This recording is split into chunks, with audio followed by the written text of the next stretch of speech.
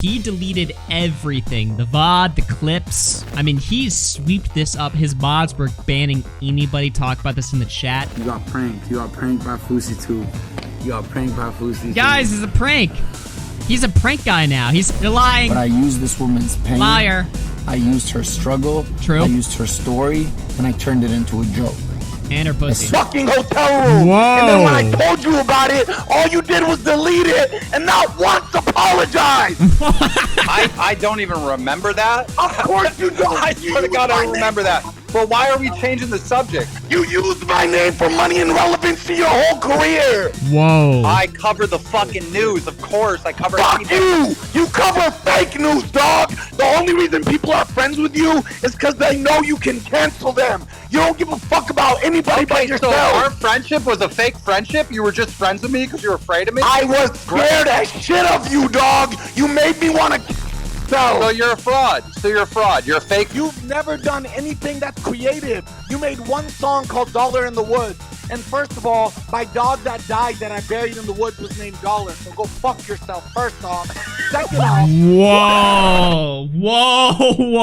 Whoa. Okay, new lore just dropped. Dollar in the Woods was a secret diss track against FouseyTube's dead dog.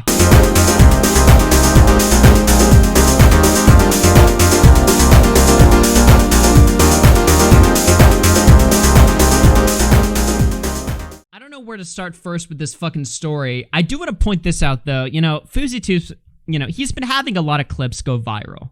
All right. But the one clip that was the best one that hasn't gone fucking viral is the clip where apparently his fucking brother calls in and he sounds like dude, his brother literally sounds like a fucking German historical leader on the phone screaming at him.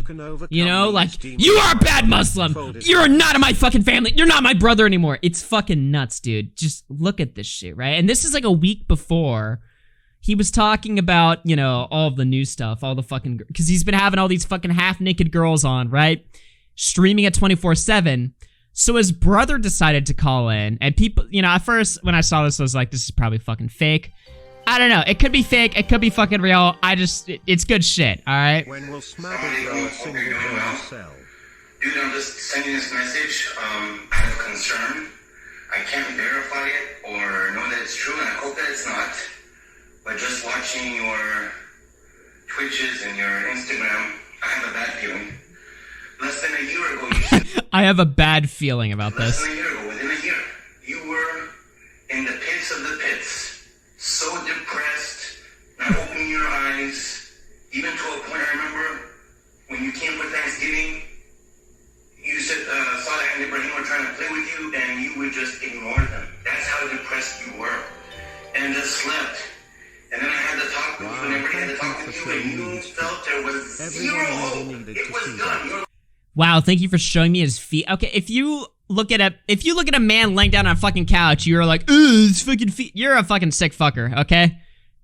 You're a sick. Oh wait, that's from All right, never mind. Transmaggle. Yeah, okay. Getting clipped here. Keffels is gonna be watching the stream, by the way, so everyone be nice in the chat.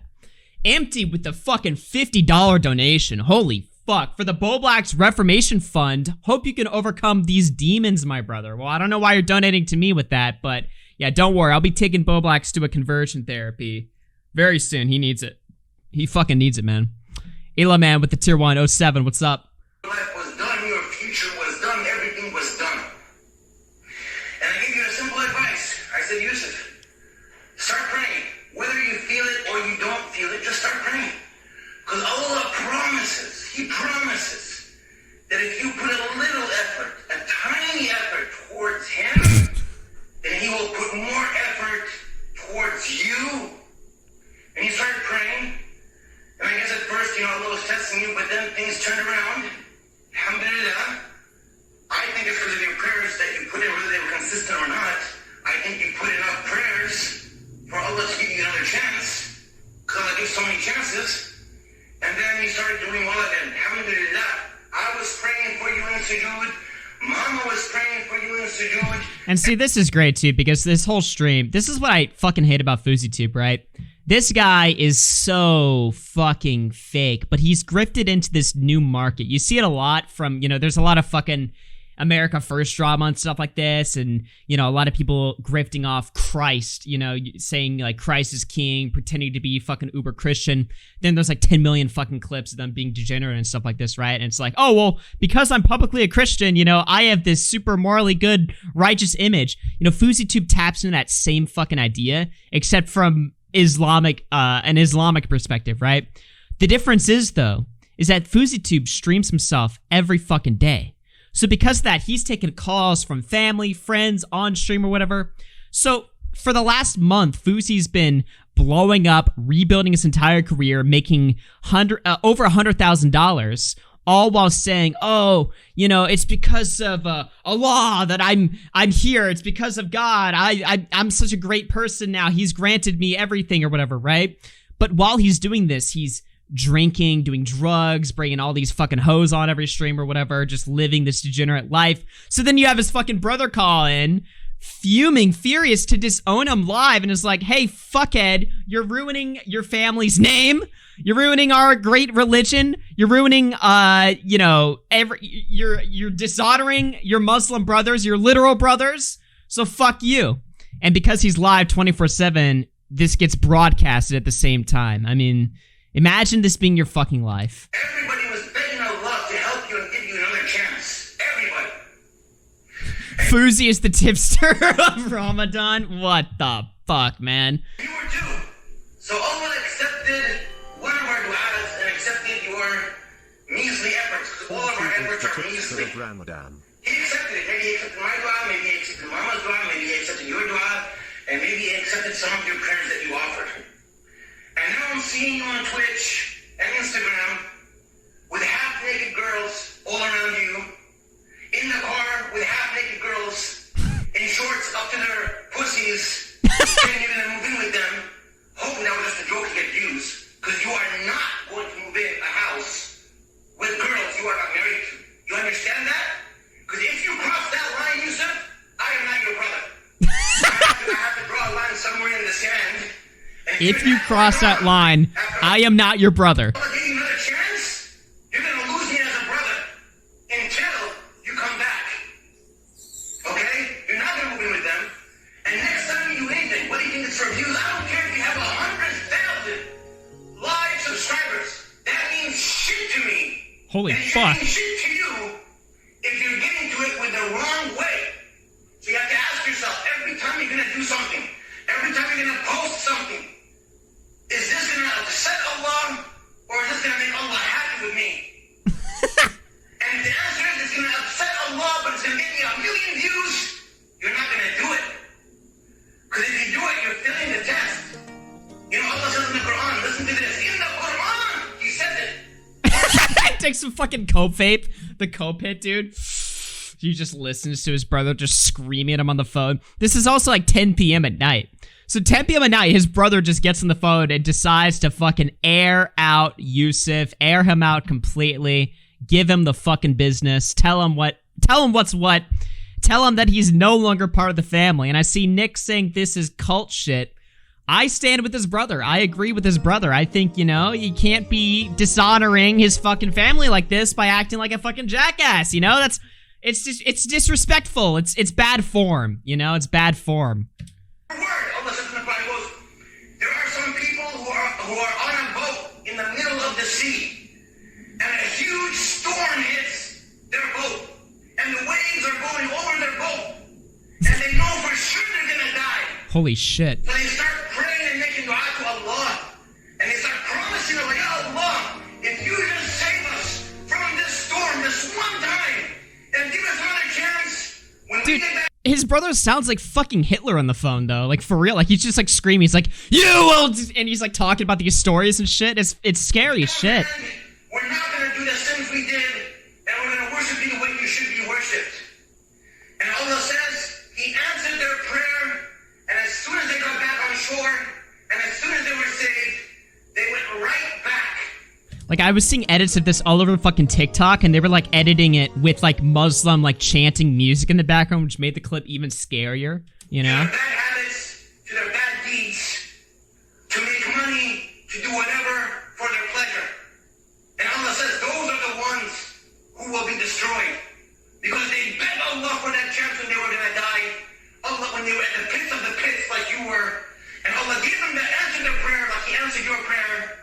And He gave them another chance and made them successful. Anyway, so I think you guys get the point. It goes on or whatever. And basically what happened was, so Good to see after... you're not being lazy. Yeah, thank you. Thank you, appreciate that. So after this call-ins, right, Fousey cries on camera. Then the next day, he streams himself going to a mosque or whatever to pray and do like a prayer service. And then you know what he did the next night? Met out with some more girls, because fuck that shit. He cried for like a day and he went to go pray or whatever. And now he's back. He's doing his thing. And that was last week. And now we're at this week or whatever. FouseyTube decides to rizz up a random woman at an airport bar. And when I say fucking rizz up, that's an understatement, okay? This guy completely, I mean, this is a lesson in how to completely fry, manipulate, destroy a woman's brain in, like, record timing. If you wanted to speedrun breaking a woman's brain, I mean, this is the fucking video you watch and you copy from, because holy fuck, dude. FouseyTube does not waste any time. As soon as he sits down, he's touching her. He's fucking filling her with validation, filling her with money. He's telling her everything. He's taking pictures with her. He's taking videos with her. He's touching her some more, and then he touches her again. And within 10 to 15 minutes, she's on the floor sobbing. She's on the floor sobbing, totally overwhelmed with what's happening. And then 5 minutes later, she's sucking his cock in the bathroom.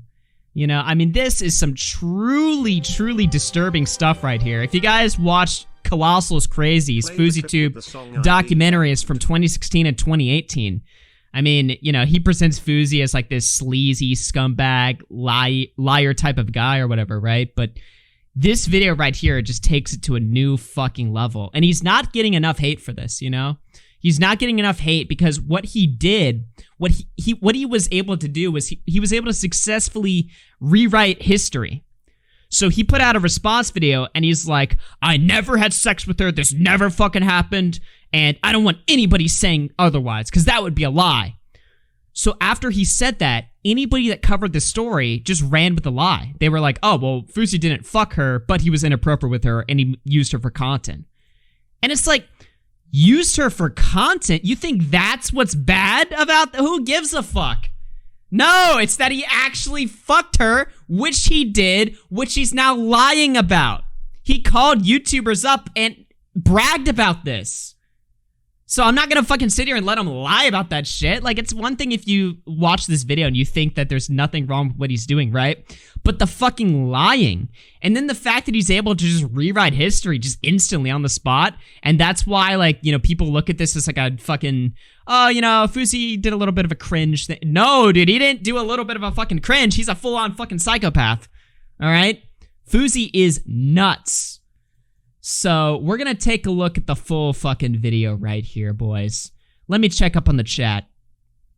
Nicholas Diorio tipped, let me see. What the fuck just happened? I just opened my dashboard and everything just changed. All right. Nicholas Diorio with the 10 says, play the clip with the song I DM'd. Oh my, oh, the brother?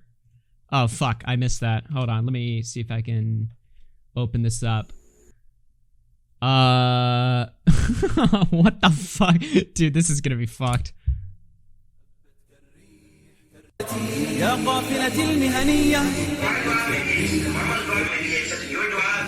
maybe accepted some of your prayers that you offered. And now I'm seeing you on Twitch and Instagram with half-naked girls all around you, in the bar with half-naked girls, in shorts up in their pussies, saying you're gonna be with them, hoping that was just a joke to get views, because you are not going to live a house with girls you are married. You understand that? Because if you cross that line, Yusuf, I am not your brother. I have to draw a line somewhere in the sand. Shorts up to their pussies. I am not your brother. This better be. I like how he also says, like, this better not be true. What do you mean? You saw it. Like, how could this not be true? You think they're AI? I like how he includes that part. It's like, he gives Fousey a chance. He's like, listen, this better not be real, because otherwise I'm cutting your fucking head off. It's like, well, I think it's too late. It's definitely real. It's definitely fucking real. So, without further ado, ladies and gentlemen, well, first let me catch up on super chats. Optimal Tip 2 says, bro thinks he's fucking Hitler. King of Nothing through 5 says, Augie streams more for the fans, please. Emily Gibson through 20 says, good to see you're not being lazy. Well, thank you. Critical Shogun through 5 gifted memberships. Big 07s, thank you for that, man. Appreciate it. Nicholas Yorio, Fousey is the tipster of Ramadan. Lord D Radiant through 2 says, when will Smaggle grow a single brain cell? Yeah, better yet, when will Smaggle stop jerking off to animals? You know, that's a real fucking, that's an actual question right there. Never. Anonymous Tip 3 says, please cover Chris from Mr. Beast and Mr. Beast himself hanging out with trans child predators, and then sends the Valid L's link. Oh, don't worry, we will be doing a segment on that. I do have to edit the thread, though, because there's like 50,000 fucking doxes on the tweet, so it's not even something I can fucking pull up on stream, because I'll get banned and I'll dox like 30,000 fucking people. Although, from what I can tell, it seems like all the fucking people that are getting doxed are like fucking pedophiles. Apparently, Chris Tyson from Mr. Beast got busted. You know, we knew that Chris Tyson was an open fan, not just an open fan of Shadbase, the pedophile artist, but apparently has art of Shadbases fully printed out, hanging up in their living room, proudly on display. And now they've been busted with another alleged pedophile in the trans community. And I say alleged, I looked at the evidence for like 1 minute and it seemed pretty fucking deadly. So, I don't know, man. Pretty big, you know, in the words of Tipster, that's gonna be a yikes for me, dog. But also not surprising. I mean, I don't know, man. Well, is that not surprising? I don't know. I feel like that is pretty fucking surprising. To have the biggest fucking, you know, the biggest star of Mr. Beast, the biggest channel on YouTube now, just openly hanging out with pedophiles? Really? This is what the timeline's led up to now? Amazing. This is just, you know, this is just fucking horrifying stuff. And then you think about the picture where, you know, I don't even want to fucking think about that. The kid or whatever. Oh my god. Stop. No! Alright, we'll get to that later. But, yeah, some pretty fucking horrifying stuff. But, you know, it's like you thought the Shadbase connection was bad. Oh, no. It gets much, much, much worse. Much worse. Alright, so we have right here, Fousey takes advantage of a vulnerable girl. She comes back with messy hair. Great title. So this is FouseyTube speedrunning a date, although, you know, you can call this a date. This is more like a, it's almost like a fucking, it's like a weird, like, hallucination attempt. I don't know. Like, this is some weird brainwashing shit right here. Let's play it. See, once I sweat out all the negativity and the stress that's in me, I become a pretty fucking likable guy. But you wouldn't know that if you... Now, by the way, I just want to point out, if you guys are thinking, oh, so what? He picked up a drunk girl at the bar? What's the big deal there? Yeah, I thought that too when I first heard about this. You know, people were spamming all over the H3 Reddit, Fousey is a rapist. And I'm like, why? And I'm not here to say that he's a fucking rapist, because that's not what happened. But, I mean, he's definitely fucking scumbaggish for this. I don't know. This is weird. And it's really something you have to see for yourself. You can't just hear a description of it and really be able to accurately assess what your thoughts on this are. You have to witness the fucking Rizzler over here. To the comments and the day ones who talk about how I'm emphatically such a bad person. I'm such a dickhead. What is your...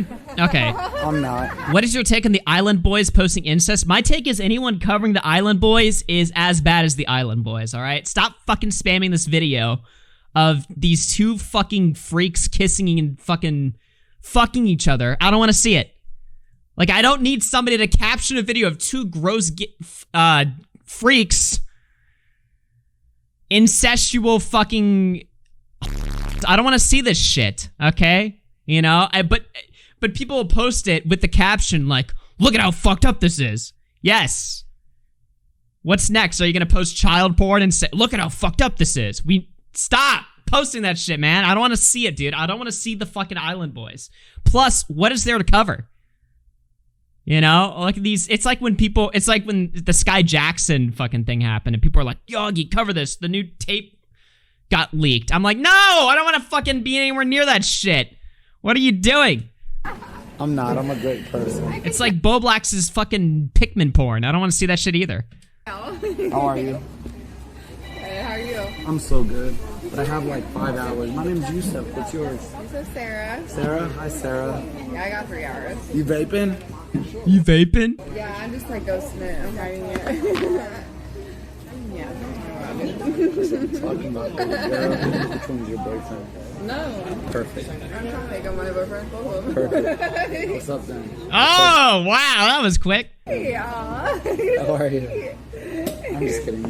You're good energy. He's and just... I like when he hugs her. He's like, I'm just kidding. You are cute. Thank you. You're so sweet, dude. Thank you. Yeah, dude, I've been living at like this, like fucking house. It's like, it's a cult, basically. I'm not kidding you. You in a cult? Yeah. Now, somebody in chat's like, I think she's drunk. Nah, dude. It's not like she's fucking looking this guy dead in the fucking eye. 1 minute in, I come from a cult, just saying this to some random guy. Sitting alone in the bar. You know, I mean, this is just the recipe for fucking disaster. And look at FouseyTube, dude. This guy is fucking... You know, he was posting in his chat how he's got all these skeletons in his closet and he's done horrible, evil things and stuff like this. And it's like, I mean, look at him. I can only fucking imagine. Talk to me. Tell me.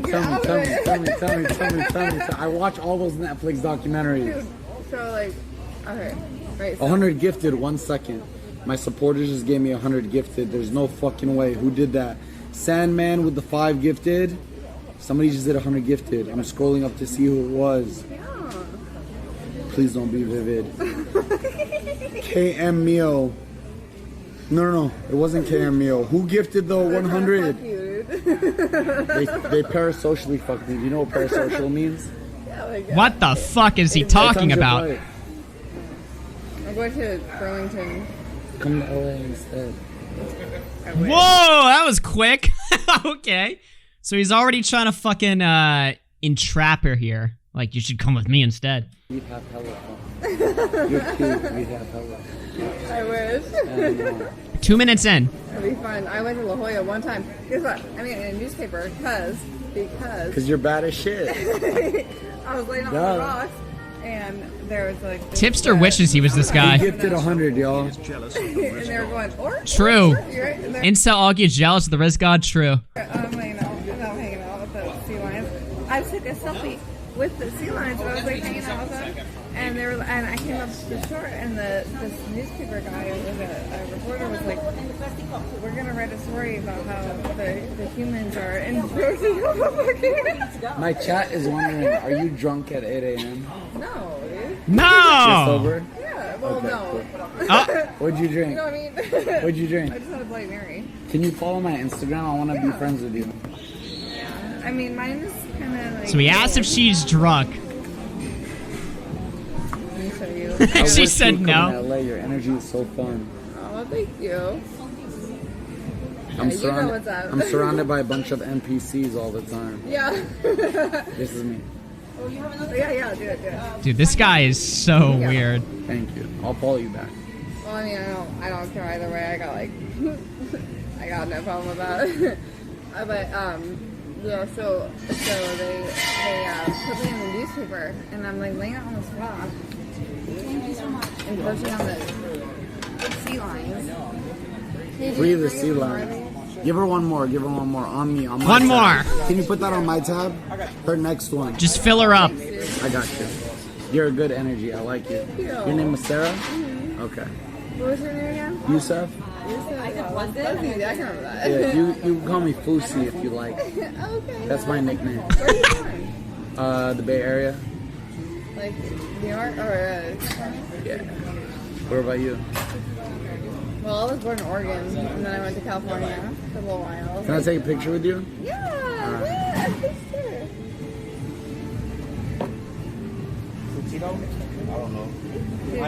I made the best friend ever on a plane one time. And she goes, here's my weed pen. And I was like, thanks, I love it. Oh, do you have one? Do you have one? This guy has more subs than Ninja right I now. wish. And she goes, blow it down the toilet and push it. I've been trying to smoke for like 6 days now, but every time I get close to weed, it's like it doesn't work out. I'm so mad. Dude, that's what I'm saying. So For free, the house I'm living at, right? They're like, What? Wait. Tell me about the cult you're living in. The fuck is that noise? so like I'm into God. Okay, I believe God in is good. God is good. God is love. Wait, is that on the fucking video? You know? Yeah. That's how I feel about it. But like, if I start talking to a man, if I As a bartender, I never served girls drinks if a guy was insistent on her having one. Yeah, this guy's like, come on me. You see how insistent he was too, right? So he identifies that she's drunk. He's like, I'll get you another. Come on, let's go. Now. Like, he was fucking on the ball with that shit. He's trying to fucking fill her up. do anything besides like Old Testament shit. Yeah, of course. Wow, this guy is a total fucking baller. I mean, he is.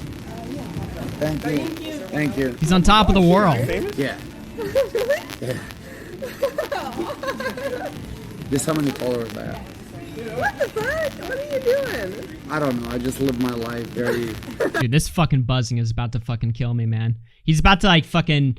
Alright, I don't know. We can watch the fucking whole thing or just the fucking supercut. I mean, I cut out like a bunch of shit or whatever, but you watch the whole fucking video. I mean, he is just fucking showering her with compliments, money. She starts spewing in like 5 minutes about how she was like a victim of fucking sex trafficking. Basically, they start like looking at each other's fucking tattoos, and she has a tattoo on her stomach of another guy.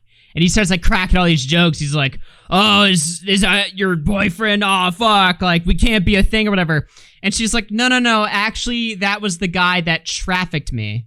This is like a fucking branded tattoo, basically. And he's like, oh my God, I'm like a super fucking mega advocate. I actually really care about all this shit. It's just so fucking bad. Like 8,000 members. Basically, I'm not kidding you. You're in a cult? Yeah. You're sober? Well, no. I have a Discord, right? With like 8,000 members. Can I send them a picture of me and you kissing? Yeah. To piss them off? What the nice. Okay, this is take notes, chat. All right, I have a Discord of 8,000 members. Let's kiss, and I'll send a video of it to piss them off, to fucking own them in the server. What the fuck? I'm in Turkey Tom's fucking Discord server right now, and dude, I know one thing that would really piss those guys off. All right, real quick, come on. Thank you. They're gonna cancel me for this. I don't care though. I have a boner right now. I have a boner right now. I swear to God, you can feel it under my pants. I swear to God. Don't tell me. Don't tempt you with a good time. Would you join the Mile High Club with me? Yo, what the fuck? Chill. So I got sold into the sex trade. You got sold in the sex trade? Uh-oh. I actually care about this shit because I'm like an advocate for like against sex trading and all that shit. What happened? Dude, bro, to switch gears real quick. He's like, oh, I'm so fucking hard right now. You wanna suck me? I'm actually a sex trafficking victim.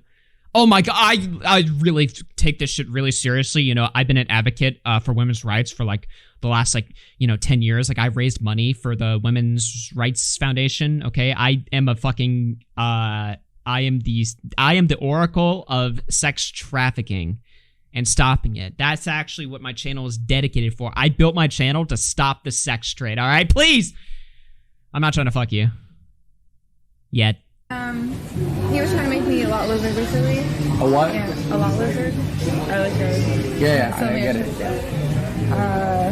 it. First of all, thank you for sharing. I appreciate you being this honest. This is Yeah, thank you for telling my stream chat of 10,000 psychopaths your entire, like, a deeply personal life story while you're drunk.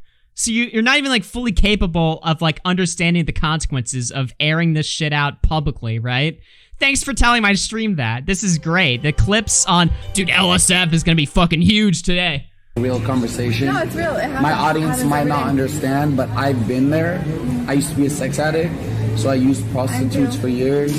I used massage parlors for years, so I understand.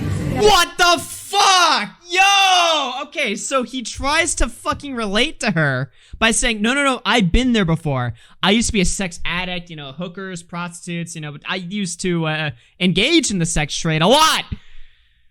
on the receiving end of it. Why would you say that? And why would you think that she's gonna wanna fucking hear that? What the fuck? Yo, and why, first of all, even just telling her that, right? Why would you tell that on the internet at all? Are you kidding me? Are you fucking trolling me? I gotta hear that again. Sharing, I appreciate you being this honest. This is a real conversation. My audience might not understand, but I've been there. I used to be a sex addict, so I used prostitutes for years. I used massage parlors for years, so I understand. How long were you stuck under his spell? About 7 months. Really? I'm sorry to hear that. Look, I just sent you a little something. Thank you. I went to he had a domestic violence case. I'm sitting there in court. $300, and then I like how he has to show the fucking camera. He's like, look guys, I sent her $300. He can't just fucking, if he has to do this, right? If it's all part of like the seduction spell that he's casting, he's one to talk about spells here. Who knows what dirty fucking magic this guy's fucking practicing, right? But not only is he doing that, he has to show the chat, look, I'm a good guy, see? Even though I was just talking about my dick and balls like 2 minutes ago, like now I've switched and I'm I'm cool now, right? I still can't get over the fucking line where he literally says, he's like, yeah, I know all about sex trafficking. I used to be an addict. I used to have fucking sex trafficking victims sucking my penis all day. It was crazy, dude.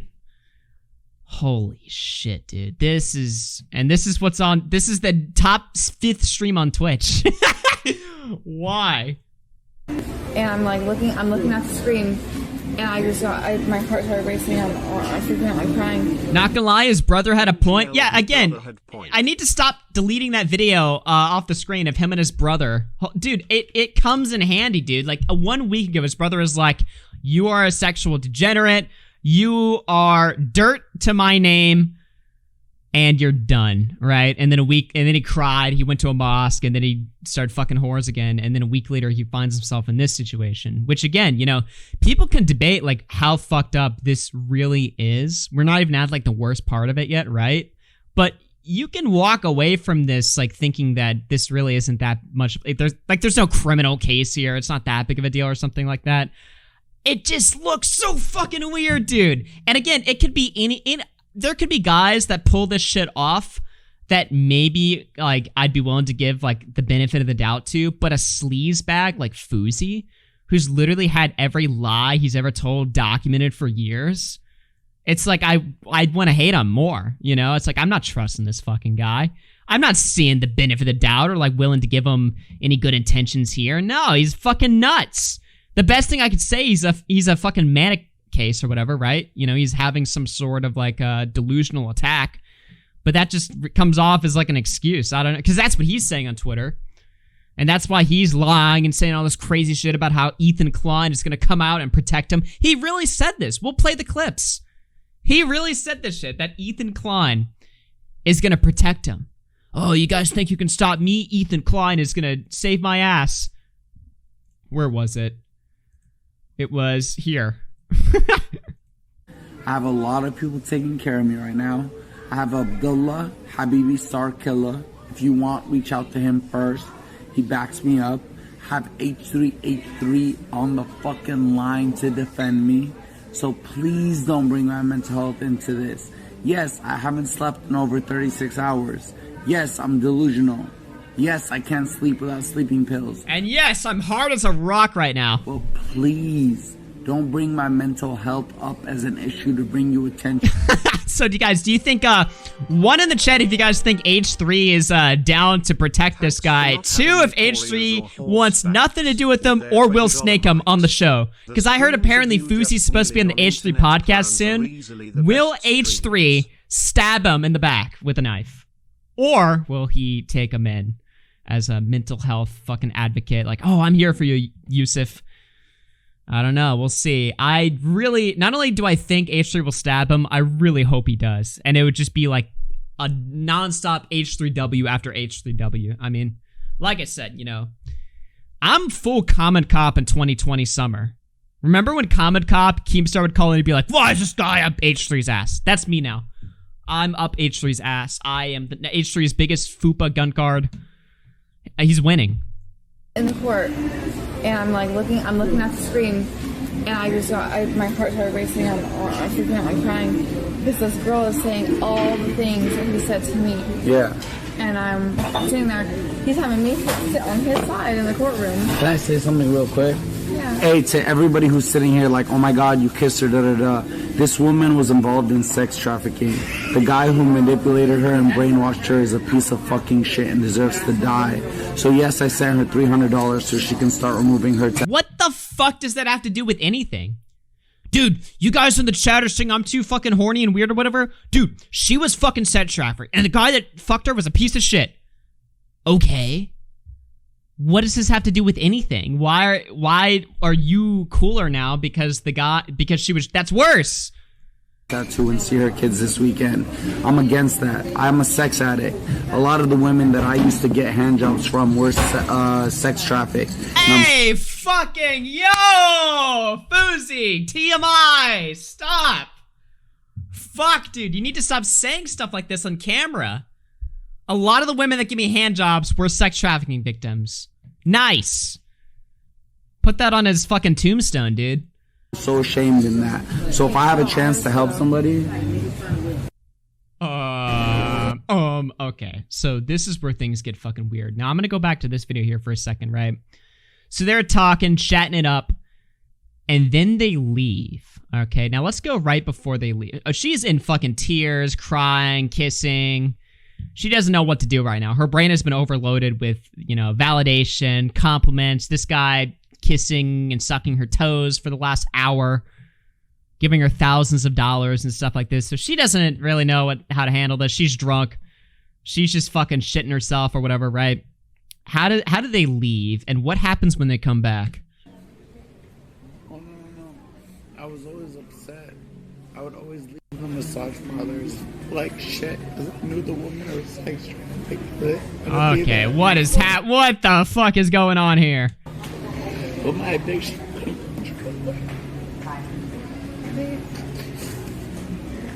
That's why I'm happy to be helping you. Whoa. Can I talk to you privately off camera? Privately? Just like that. Of course. Come on. Not even on weird shit. I really want to have a conversation with you. I really want to have a conversation with you. I like how he clarifies there's gonna be no weird shit. He's like, don't worry. I'm not gonna get weird or freaky. This will be totally normal and fine. Don't worry.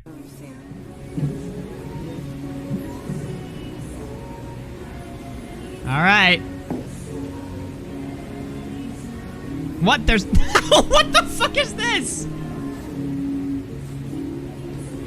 By the way, he deleted everything. The VOD, the clips, the archives of the clips. Somehow those were getting deleted. I mean, he sweeped this up. His mods were banning anybody talk about this in the chat.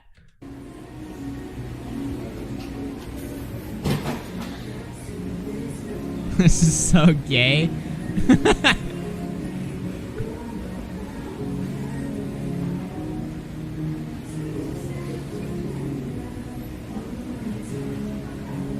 How long do they fucking stay there?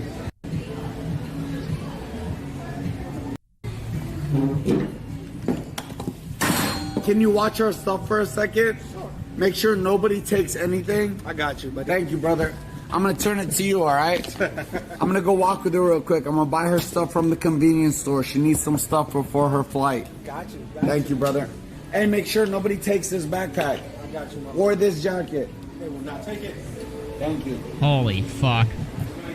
So they leave. They're going to the gift store, right? Or the convenience store or whatever, right? So they leave. 10 minutes later, sorry, 9 minutes later, he comes back. What's happened in the meantime? Now, the mood has been very somber. Oh, we need to have a conversation. Oh, they're kissing, they're emotional, stuff like this, right? Could be totally innocent, okay? So what happens when Fousey comes back?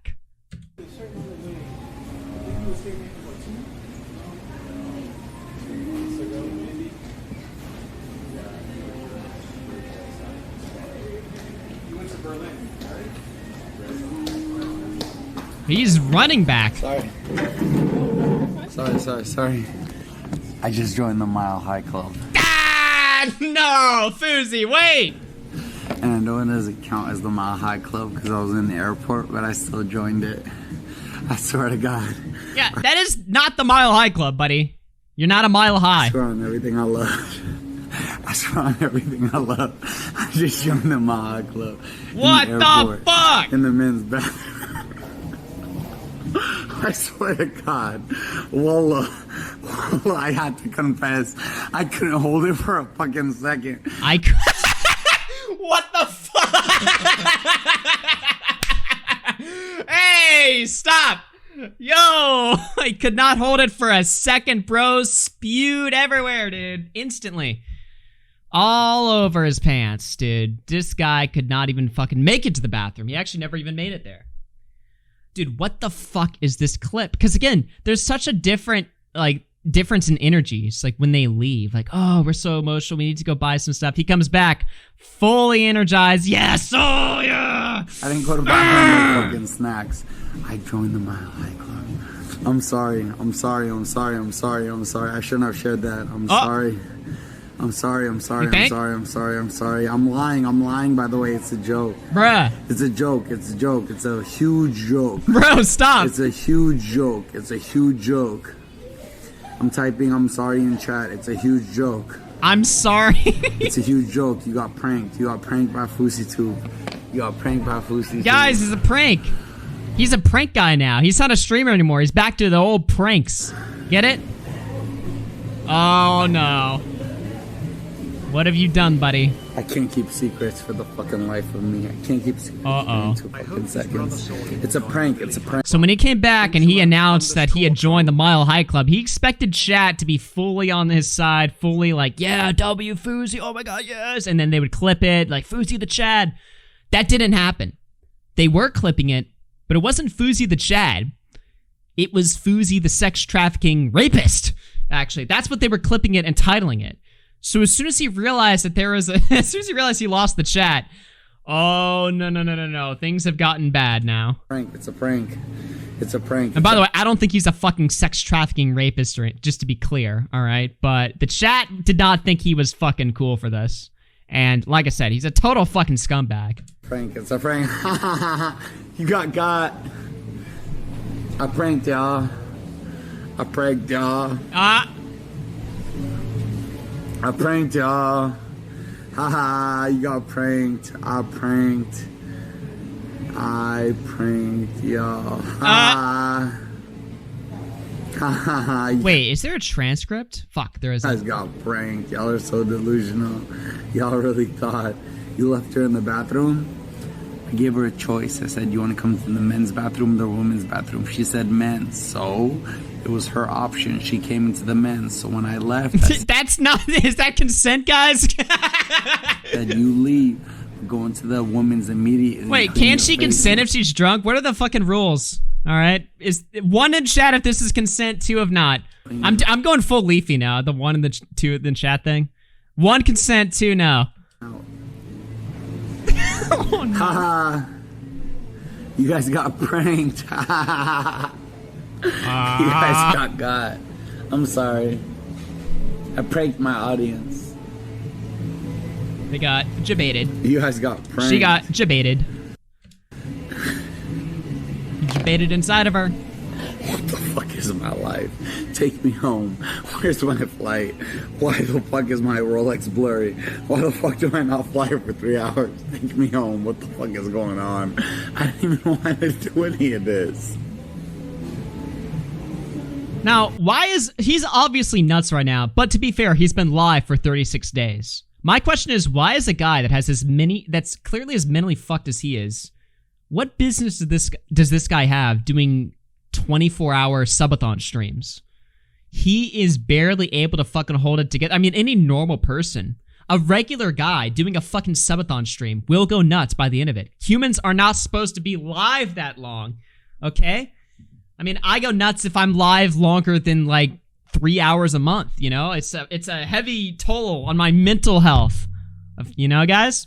So how the fuck is this guy going live every day for like a subathon if he's so manic and like mentally ill? Because like he's had fucking moments or whatever on the subathon, but people and viewers can attest to this. Like, every week that passed, the clips were getting fucking crazier and crazier, which normally is good for the fucking content. But then you have PR disasters, which this guy, I mean, do you guys think FouseyTube's good at handling fucking PR disasters? No, he's not. He's fucking crazy, and he can't fucking deal with the pressure and the stress of people thinking bad things about him, like, oh, you're fake, oh, you're not a good Muslim. I mean, those are fucking minuscule complaints compared to, oh, I think you raped this woman at the airport. You think this guy can fucking handle that? No. That's why he's fucking lying.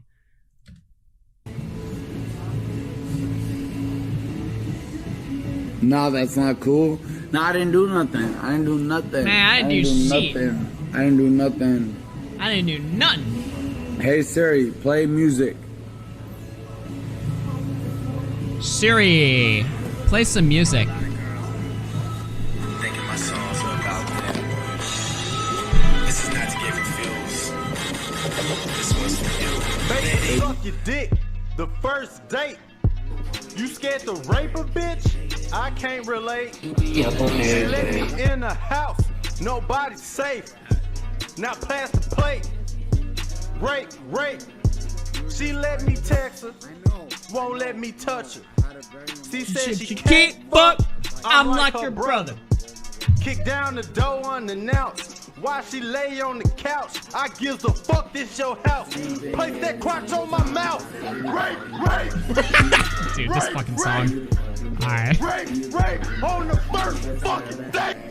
Let's have it. What is he listening to? I say you the fucking bed. You got a roommate. Call me when there's no one there. Put the key under the mat. Call me when I be over there. Yeah, I be over there. Yeah, I be over there. I be hitting all the spots that you ain't even know was there. And you don't even have to ask twice. You can have my heart. You can save it like a lot. Alright, let's get to when she comes back. There she is. Tell them girls prove it. I'm the one that never get confused with baby. Now, I thought they went to the convenience store. Why does she have nothing? You all I ever wanted. We could do it real big. Bigger than you ever done it. You be up on I'm almost. Yeah. You got more money? How much? 2,495. Let's get it. Hey. And by the way, to everybody I was joking around with before, it was actually a prank, so please respect her and don't Wait, does disrespect she her know right you now. said that? That was fucked up of me to do, as like, this is a prank and everything. She Bro. did not do anything. She's a woman of two. She loves her children. So Ah, please respect that. gross! Why'd you bring that up? I pranked them. I pranked them. I'm sorry. No, you're fine. No. I'm not fine. Wait, does she know? Wait, this is so awkward. Wait, well, how is this actually fucking happening? He's like, oh, I thought he just wasn't going to talk about the quote-unquote joke that he made. But as soon as she comes back, he's like, guys, it wasn't real. I shouldn't have done that. What the fuck? I disrespected you by pranking them. I didn't think of you. And then he brings it. He's like, I wouldn't ever do that. I mean, she has kids, guys. But you did do that. You fucking bragged about it. Advantage of a drunk sex trafficking victim. Before he came back to the fucking camera, he was calling up YouTubers. Oh, I just fucked this girl at the airport, huh? He did it. And I pranked them, but I didn't think of you. This really happened. No, it's okay. It starts out, like that. And then I know, but I was rude. Trust me, I was rude. And I lost one of my headphones, so we're good at the end of the day. karma came for you. No, I lost one of my headphones. Fuck. He still has better Riz than Tipster, though? Dude, this is the man that Tipster could only dream of becoming. Fuck. But no. I honestly, though, if Tipster did this, I would let him get away with it. I don't care. If Tipster did this, he'd be cool. But Fousey doing it, this is fucking gross, man. played an actual bad prank on you, and I apologize. What was it? I told them that... I don't even want to explain it. I don't even want to... Can I get a Diet Coke? Can I get a Diet Coke? It was fucked up. I need to get better at doing my pranks. And I use your expense and your livelihood for pranks. my gratification. And I shouldn't do that. So I apologize. Can I get a Diet Coke, please? Tell me. No, actually, I apologize. I'm gonna own this. I'm gonna own this. You won't get mad at me? You. You won't get mad at me? No. Say you swear to God you won't get mad at me. I promise. Whoa! Bringing up God after this sinful action. I mean, this is just... They... Stone him. I came back and I had a lot of adrenaline and I lied to my audience and I said that I joined the Mile High Club with you. Now, obviously that's not possible unless you're in a plane, so I apologize. Oh, it's not possible because you're not in the plane, so you still did it. It just was... Oh, so you just fucking confirmed it. I lied. We're at the airport. I took advantage of your situation and I tried to get a plus from it. I'm sorry. I thought it was going to be much worse. That's not bad. That's all I said. I said, yeah, guys. She thought it was going to be worse because they did do worse. Yeah, what the fuck? Dude, this is the worst fucking stream of all time. Wait, this is so bad. Tipster would actually virtue signal support for victim and try to fuck them. The only difference is he would be creepy and fail. Yeah, she'd be like, ew, fuck you, and then leak all his DMs. No, he would not get this far or whatever, but dude, what the fuck is this interaction? Are you kidding me? Join my high club. No, it's a prank. I said, guys, we joined my high club. I'm sorry. We joined like that, like 200 feet from. 200 feet. No, stop. Are we good? Yeah. I'm sorry. I shouldn't have done that. I'm trying. No. And then the fact that he says, I took advantage of your situation. By doing what, buddy? You want to describe what you did specifically to take advantage of her situation? You know? Like, what? Please walk us through the process of how you took advantage of her situation. I'm out of the blue. What? Because if I was a fan of Fousey and I'm watching this happen now, I'd be like, wait, what? I thought you guys didn't have sex. Why do you feel guilty now? Why are you covering your ass right now? What is this? He's not telling the truth. He's not being consistent. And this interaction right here between them after the fact is really fucking weird. I'm glad that you you're accepting of it, but I shouldn't have done that at your expense. I'm sorry. Because you're drinking and I'm not. So I should. No. Dude, this guy is so good at fucking himself with his own words. There is actually nobody better at this than him. Oh, I took advantage of you and of your situation, and you have kids, and you were drunk, and I wasn't. It's just so wrong what I did. Why are you saying this verbally in front of the fucking camera? It's over. It's actually over. No, like, this is my second drink That's your second drink? This is my second. Did he really think he would get away with skull? But I apologize. I apologize. I shouldn't have taken advantage of your kindness and tried to use it as a joke. I shouldn't have done that. As a joke? Yeah, it's not. It's funny. No, it's not. Because I used your reputation on the line to try to make a funny joke for my expense. Busting her mouth and calling it a joke. So I apologize. I appreciate you saying that, but it's really... I get it, but I want to say that. You're good. Yeah, I get it, but, you know, from my point of view, this looks really fucking weird. But, you know, as long as you're happy because you're in an alcoholic daze, then hopefully I'll be able to get away with this. Nope! Well, actually, okay, I did get a donation here. Somebody said just now, Red Whistler through 2. Did he really think he would get away with this? Okay, the real answer is that so far, yeah, he is getting away with this. Because he rewrote the history. He claims they never had sex, and the number one thing that he did that was wrong was using her for content. Hello? Why the fuck is using her for content so bad or whatever, right? At least in comparison to what you actually did. But because he rewrote what he did wrong and then apologized for something significantly less big of a deal, most people that were watching were just like, oh, what? You talked to a sex trafficking victim on stream for content? You're apologizing? Okay, sure. Because nobody cares about that. It doesn't really matter.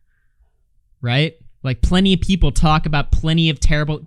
people have victims of horrible shit on their channels all the time. There's nothing inherently wrong with quote-unquote using that for content. All content. Everything's being used for content nowadays. To complain about this is fucking retarded. So, but he is getting away with this because most people that are covering it aren't watching the full stream and seeing how bad this actually really is. Which is terrible. Simply Austin through 10 says, rewind to when she came back. He paid her $2.5K for it. Dude, He was filling her with everything. Like I said, you watched also the first 20 minutes of this conversation. Bro has got it down to a fucking science. How to fucking brainwash a woman, shower her with compliments, validation, money, touching, you know, anything you can do to like diddle a woman's brain. Just do all of that simultaneously, nonstop. Just spam the fuck out of her. And then she'll do whatever. She'll also feed her poisonous alcohol. And she'll do anything, right? It's actually impressive how quickly all of these, you know, strings of events happened. I mean, we're like an hour in. The first fucking 20 minutes in is like, it's like I'm watching a Mario 64 speedrun. We had fun, but I'm sorry. I'm trying to learn, so I'm doing this 24/7, 35 days 24/7. So obviously I have to learn along the way. That's like the way to do it though, like showing other people. I know. Yeah, he watched Andrew Tate. He's in the war room. He has to be. I'm convinced FouseyTube is in the war room now. They have to see me drunk. Yeah, the way that you're. They have to see me. They have to see me pretend to be drunk, pretend to be this, pretend to be that. How do they distinguish the like line between real and imaginary? Their discernment is their own. And all right. The way Thank you for this, Nick. Oh, what the fuck is that? Hold on now. That's grooming. But I'm responsible. I think I'm responsible. No, you're not. I am. I am. No. I don't think so. I don't think so. It's their own personal discernment, and how you're perceived is obviously that's your responsibility, right? Guys, and before anybody says anything, wallah, we didn't do anything. We didn't do anything. I took advantage of the situation and tried to pretend that I slept with this woman. That's wrong at all costs. I shouldn't have done that. She's been nothing Dude, she knows this guy is full of shit. Look at her face. Nothing but kind. We gave her over $2,500. So I am sorry. I found the joke as I was running, and my dumbass was like, I was running my Louboutins, and I was like, oh, I'm sorry. I fucked up. I did. I'm sorry. I'm sorry. I'm sorry. I used you for my advantage. I'm sorry. I tried to pretend that we... Stop! Are you kidding? Oh my god. Dude, just when I was thinking, alright, let's skip ahead. No. Stop. I tried to pretend that we...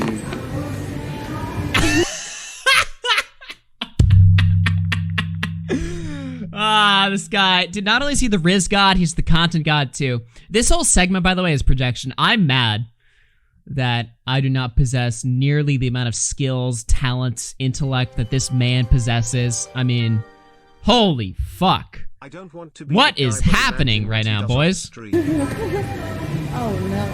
I'm sorry. It was wrong of me. So, I'm sorry. If you want food, get food. If you want to drink, drink. I'm sorry. I already had a question. I will apologize for that.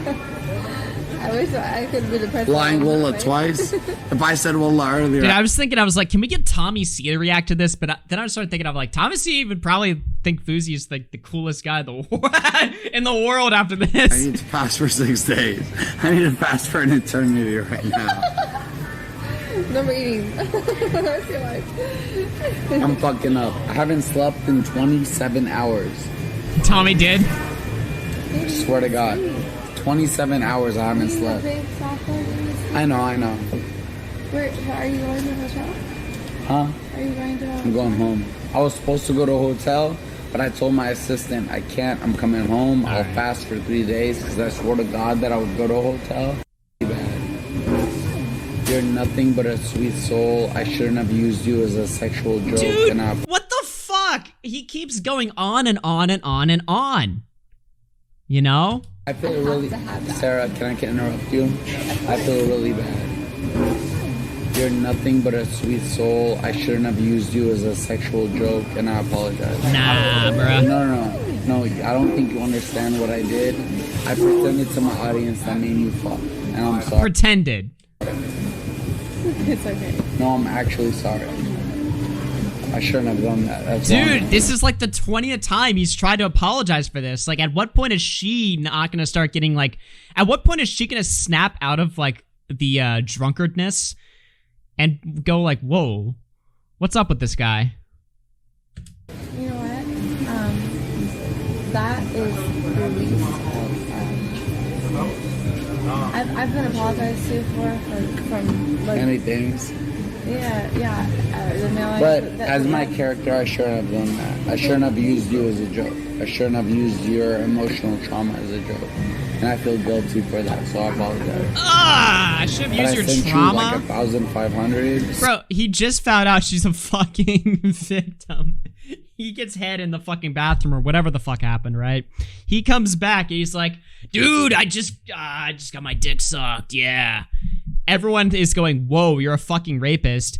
Now he has to rewrite and pretend like that never happened, but apologize for the joke that he made.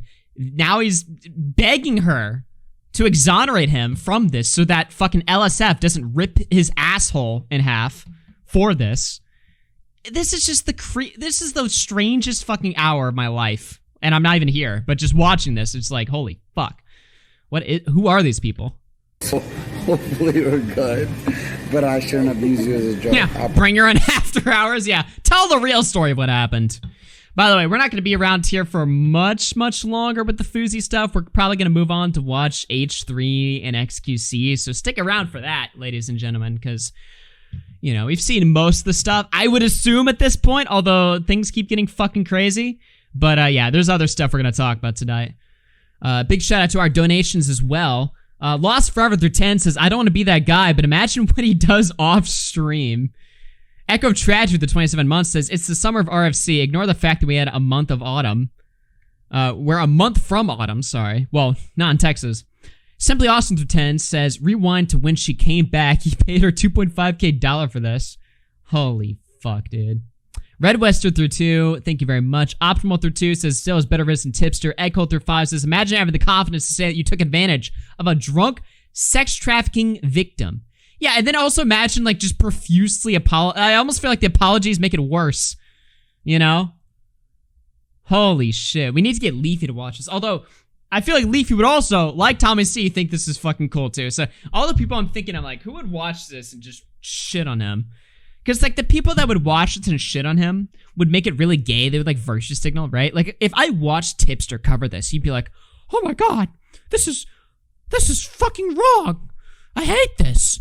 I hate sleazy, scumbaggish guys like this. This sucks. And it'd be like, holy fuck, this is gay. Like, I'm watching this and I'm shitting on him. But I'm not, like, you know, making it gay. Like, this is still, like, a fucking entertainment segment. You know what I mean? But it's entertaining to fucking watch how fucking creepy it is and make that the fucking, you know, meme of the segment and stuff. But anybody that would shit on this would make it really gay. They'd just be like, wow, I can't believe this is what men think they can get away with on Twitch. It'd be like, okay, fuck off, dude. That would be Hassan's coverage. Apologize for that. I apologize, chat. I fucked up. I got really excited. So I landed in Toronto, and this mom and daughter were super supportive. So I was recording them. And as soon as I come to the bar, you were there. So I was like running the content. And then when we left to go look at shit, I came. All right, let's just get to the part where they walk away, or she walks away. What does Fousey say to end this segment? Okay. You're welcome. You're welcome. I'm excited to talk to you. Text me. Alright. Have a good one. By the way, the whole time this last segment happened, the whole chat was like, Fousey, you're fucked. So he's been reading the chat. Like, while he's been fucking talking to her or whatever, finishing up this segment, right? He's been looking at the chat. The whole chat's been just destroying him. The whole chat's just like, dude, you're not fucking cool anymore. You're actually a complete piece of shit. What happened here? So he has to figure out how he's going to get out of this one. And he also has a flight here in like fucking 10 minutes or something. So the entire time he was flying home to LA, he had to think about the fact that his new life, you know, because he's been irrelevant and dead for like years now. In the last month, he's completely rebuilt his life And now he's watching it all fall apart right in front of his eyes again. And for the whole plane ride back home, he had to sit there and think like, fuck, what am I gonna do? And I guess what he thought he was gonna do was beg H3 of all people to drag him out of this. But like I said, I heard he's going on the H3 podcast soon, and I'm hoping for some knife play from Ethan there. I hope Ethan just stabs him right in the fucking back. Or grills him or something like that. He has to, right? Because if Ethan brings this guy... Think about it from Ethan's end, all right? Ethan... We keep memeing that Ethan's getting all these W's. Let's not forget that he's still totally obsessed with his image of being like a fucking social justice king or whatever, right? So if Ethan brings this guy on and gives him a softball fucking interview, then he's platforming rape in his audience's eyes. So there's no way he's gonna do that. Hopefully we see some fucking, you know, some questions asked. You know, Fousey, what's going on there? But if they turn this into, oh my god, he's manic, you know, we need to have a serious discussion about, you know, bipolar disorder and mania and stuff. I'm just gonna sit there and be like, really, dude? He's a fucking liar! And I will seethe. Stop gaslighting. Bye, baby. What am I gaslighting? She left. So they're calling him a gaslighter. She left. I didn't do shit. I tried my absolute best. If I got canceled in that 30 minutes, I'm sorry. I didn't try to. I swear to God. I didn't try to take her number. I didn't try to take her, like, literally, I could have fucking done so much. Why does that matter? Girl. You got every other social. You got a fucking Cash App and Instagram. Who cares about the number? I'm not saying that to be arrogant. I'm saying that to mean her vulnerability. Oh, yeah, she already interviewed Fousey? Yeah, like 3 weeks ago. Not now. Not with all the new stuff. The last interview was the softball. It was like, oh, Fousey, you're back, you know? Tell us about how cool your life is.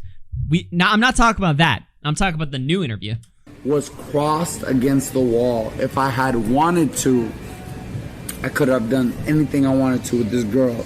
She was so receptive. She was so welcoming. She would have let me do anything. I did not want to do that to her. So I kept it when we came back and I did that joke. I kept it cordial.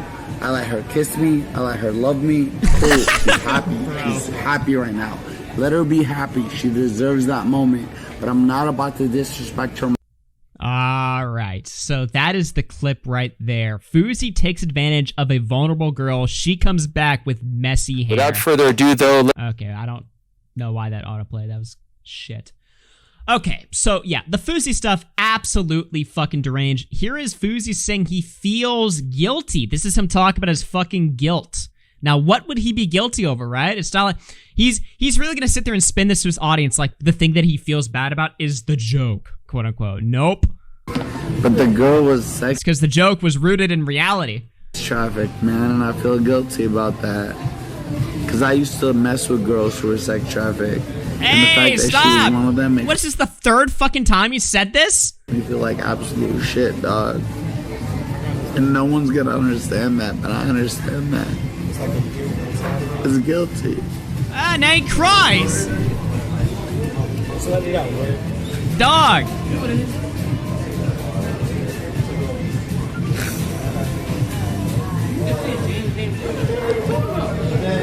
Holy shit. Alright, we're getting a special call from FouseyTube's brother. No, I'm just kidding. Dude, could you fucking imagine? What is his brother thinking about all this? We need to hear from him immediately, alright? So, after all this happened, of course, FouseyTube got kicked out of the Happy Punch affiliate on Twitter, stripped of his check mark. He's getting completely fucked right now. Here he is, shitting on Def Noodles. Now, chat, tell me if this is a fucking Fousey W. So, randomly on the stream, he decided to take a shot at Def Noodles for some reason. I don't even know how this happened. Noodles did. Def Noodles, when I replied to you, I didn't know you were irrelevant. I didn't know you already fucked up your career. I didn't know nobody gave a fuck about you. Whoa. That's why I replied. But now that I know, go fuck yourself. Join my seven. Your life might turn around. Everybody else? Dude. What the fuck? So what is this stream, by the way? So he's like crying, bawling his eyes. So he's like, I fucked a sex trafficking girl and I'm just as bad as a trafficker. Then a minute later, he's dropping fucking he's dropping the mic on Deaf Noodles. What is the fucking energy of the stream? It's so crazy. Then he gets banned from Twitch because on the stream he dropped the F slur, which I did see a clip of. I don't have it on me, but he did call somebody the F slur on stream. Oh, and I didn't even show the most important part of that tweet. So FouseyTube, as you guys know, has had a lifelong, since childhood, deep personal friendship with Killer KEEMSTAR.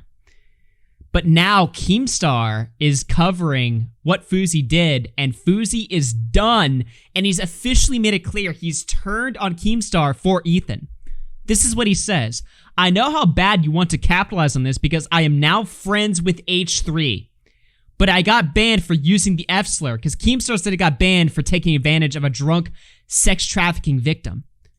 So Fousey's like, oh, so you're jealous of my friendship with Ethan now. Well, I'm on his team now, fucker. Me and fucking Ethan are going to destroy you. That's what he told Keem, his lifelong friend, which is crazy. And I looked this up too. Fousey's Palestinian, apparently, right?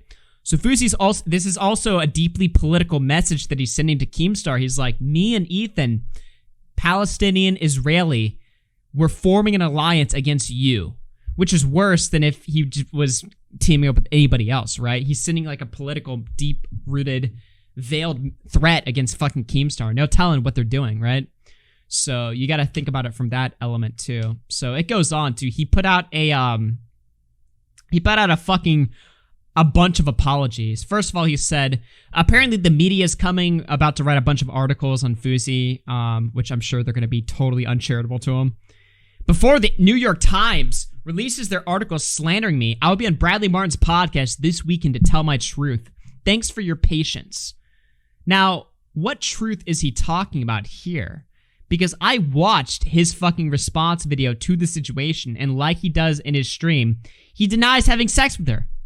He denies having sex with her, even though he was calling YouTubers, bragging about the sex right after it fucking happened.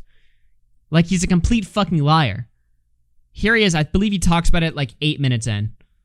I sent her, I think, $300, and the chat sent her $2,500. She was going to see her daughters, and she only had I forgot how much. She had nothing in her Cash App, so we gave her $3,000. She was so grateful. She was smiling.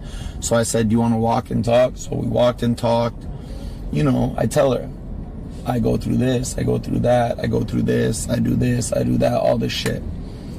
What does my dumbass do? Oh. As if you always need content, and as if just, 10,000 viewers in the airport isn't enough. That's the addiction of clout. You need more. So what do? Clown. I run back to the camera. I sit down, and I think I even said, Wallah. I said I joined the Mile High Club. I use this woman. This was right after he got back from the airport in LA. Her story, her life, for my content. And that's, I have no words for that. If you guys want to cancel me for that, feel free. Deadass. I don't want you to cancel me for the bullshit you guys are saying about he fucked this girl, he did this. You did. I pray Fajr in the airport. I don't fuck girls in the airport. I've been celibate for over a year. People know you that. Did it. I say that. You're lying. But I used this woman's pain. Liar. I used her struggle. True. I used her story, and I turned it into a joke. And her pussy. As soon as she got back. Anyway, so there we go. That's fucking Fousey. And again, maybe he was lying then or something like this, right? I just don't fucking believe it. And even if I didn't know that he was doing that to other fucking YouTubers bragging about the situation, even if I didn't know about that, just watching the fucking stream alone, it's clear he's rewriting things in real time. That's just my fucking opinion. So he put out an apology here. He said, Dear G7, hi. As you know, I've been live for the last 36 days, 24/7. We've had ups, we've had downs, but we pushed through no matter what. Nothing and no one stopped us. Well, I've been neglecting my health, not going to the gym, not drinking water, not sleeping properly, not eating clean, and consistently moving at 100,000 miles per hour. It's time to slow down. My close friends and family, okay, we don't give a fuck. Who cares? I'm not eating well enough. Why? Why not? I don't fucking care about any of this. Let's see here. I assure you I'm fine, but I'm slipping. This time I have real people in my circle who can pull me up when I'm slipping and help me and not cause me to spiral. I've been a version of myself I don't recognize. I've been mean, angry, aggressive, rude, selfish, ego-driven, and to be quite frank, a bit manic and really fucking horny, dude. I'm throbbing! I'm on all medications and still pray 5 times a day. Yeah, you're streaming. No, you don't. Why was your brother fucking bitching you out last week then? If you were streaming yourself all day long, but having all these fucking whores on. I just need a little rest. I'm headed to the doctor's now, and stream will be on pause screen until I get the okay from friends, family, G7, and doctors. I love y'all. The whole movement is too precious of me to give up or stop now. God gave me another chance at life, and I have to learn how to play with the cards that have been given to me and not try to add in cards from my pocket. I thank each and every one of you supporting this journey. Even if you don't like me, this isn't content. This isn't YouTube or Twitch. This is my real life. Yikes. I am living my life on camera 100,000% authentically. What? But no, you're not. In your fucking video we just watched, you just talked about how content brained you are. You just talked about how the whole point of, like, you know, why you've been spiraling is because you're so obsessed with making content. But now in your apology here in written form, you're saying, oh, this is my real authentic life. This isn't content. So which one is it? Again, he lies about fucking everything. Even the small things. This is my real life. I'm living my life on camera 100% authentically. 100,000% authentically. I'm not perfect, but neither was the prophet Muhammad, I guess. Is that Muhammad? I don't know what that stands for. I love you. I'll be back shortly. G7. So then he put out this video, which I saw earlier. That was a little bit psychotic. This is, Out, now running, then have the steam room to do. What is this? This ain't on anybody but me. I gotta sharpen my mind. I gotta sharpen my tools. I gotta go back in and rewire myself and get myself back right. No one's responsibility when you fuck up except for your own. Take accountability for your shit. Own your shit. Fix your shit. There's a difference between doing something wrong and then not doing anything about it and doing What is this music? it again. I've done that so many times. This time has to be different. Hard work, perseverance, discipline, integrity, honor, faith, all of it. All this did. Alright, this is really inspirational and really moving me, but you know what else would be moving me right now? شبكة الأمجاد الإسلامية تقدم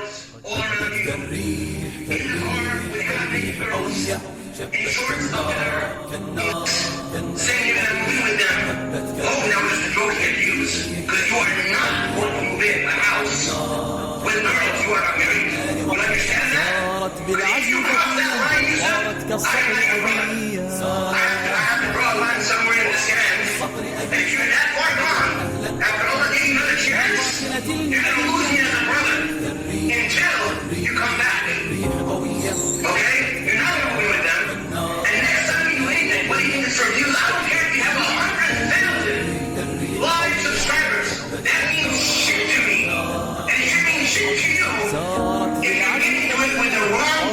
So you have to ask yourself, every time you're gonna do something, every time you're gonna post something, is this gonna upset Allah, or is this gonna make Allah happy with me?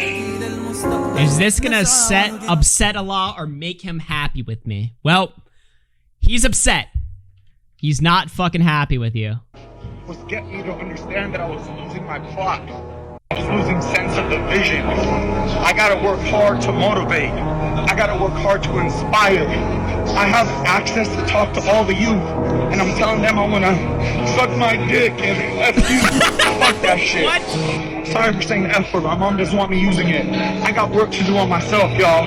I ain't perfect, but I've been put on this world for a reason, and I have to work until I execute it. Dude, what the fuck is this music? This is like music out of here in like a fucking Holocaust documentary in the background. I love each and every single one of you. This is on me, not you. I'm gonna make you proud at the end of the day. This is G7. There's 0.4 seconds left on the clock. What am I gonna do? Trip on my shoelaces? or make the damn shot and let G7 have a parade in their city. Yeah! Holy sh! That was maybe one of the scariest videos I think I've ever seen in my fucking life.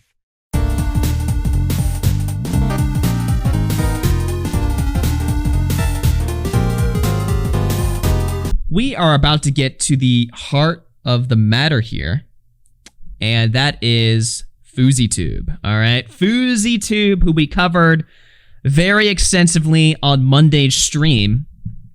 Well, the story has got quite a bit more interesting. Now, you guys remember what I alluded to on my last stream, which is that, you know, Fousey had called a certain YouTuber and admitted that he had sex with the girl at the airport, despite claiming in all of his public appearances since that, oh, we never had sex, it was a joke, you know, I'm getting slandered and lied to, right? Well, KEEMSTAR has decided to, you know, pull the cat out of the bag and reveal everything, which has resulted in blood sports. Augie, you don't understand. Twitch has the left's super soldier Xanderhal to protect. Yes, yes, Xanderhal will protect us from all the fucking evil people in the chat. But yeah, Fousey is kind of unhinged. No, he's totally unhinged. And this guy, I'm telling you, like, the stuff that he's, like, getting away with is sick. Now, and I'm not just talking about the fucking airport incident either, okay?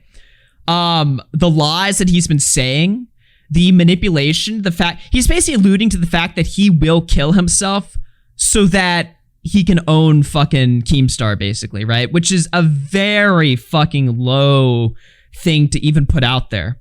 I mean, this guy, yeah, obviously he needs to fucking get off the internet and stuff, but it doesn't mean I'm not gonna fucking talk about it, right? This guy is fucking crazy.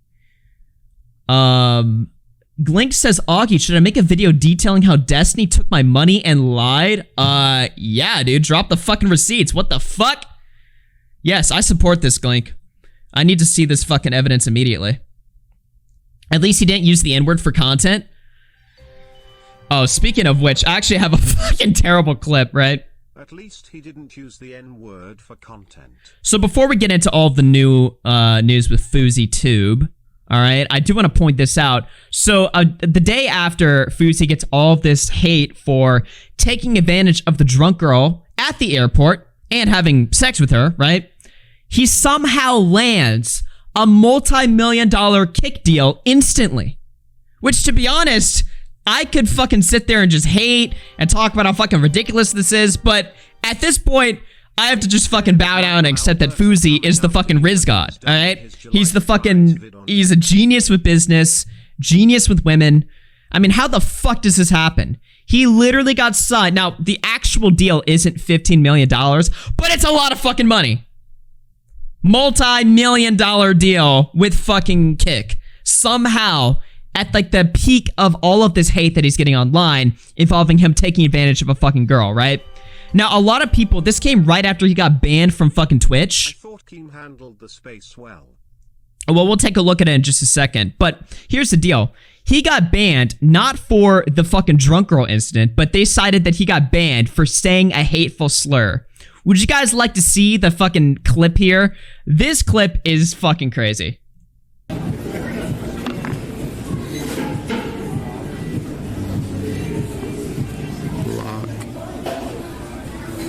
I want to call them what? I support the LGBTQ way too much, but that word just rolls off my tongue, and I'm not gonna pretend like it. I'm not. Yo, let's fucking go, dude. What the fuck was that? I want to call them, but I can't. I love gay people, you know. I just respect them too much, but fuck, man. I just really love saying that fucking word.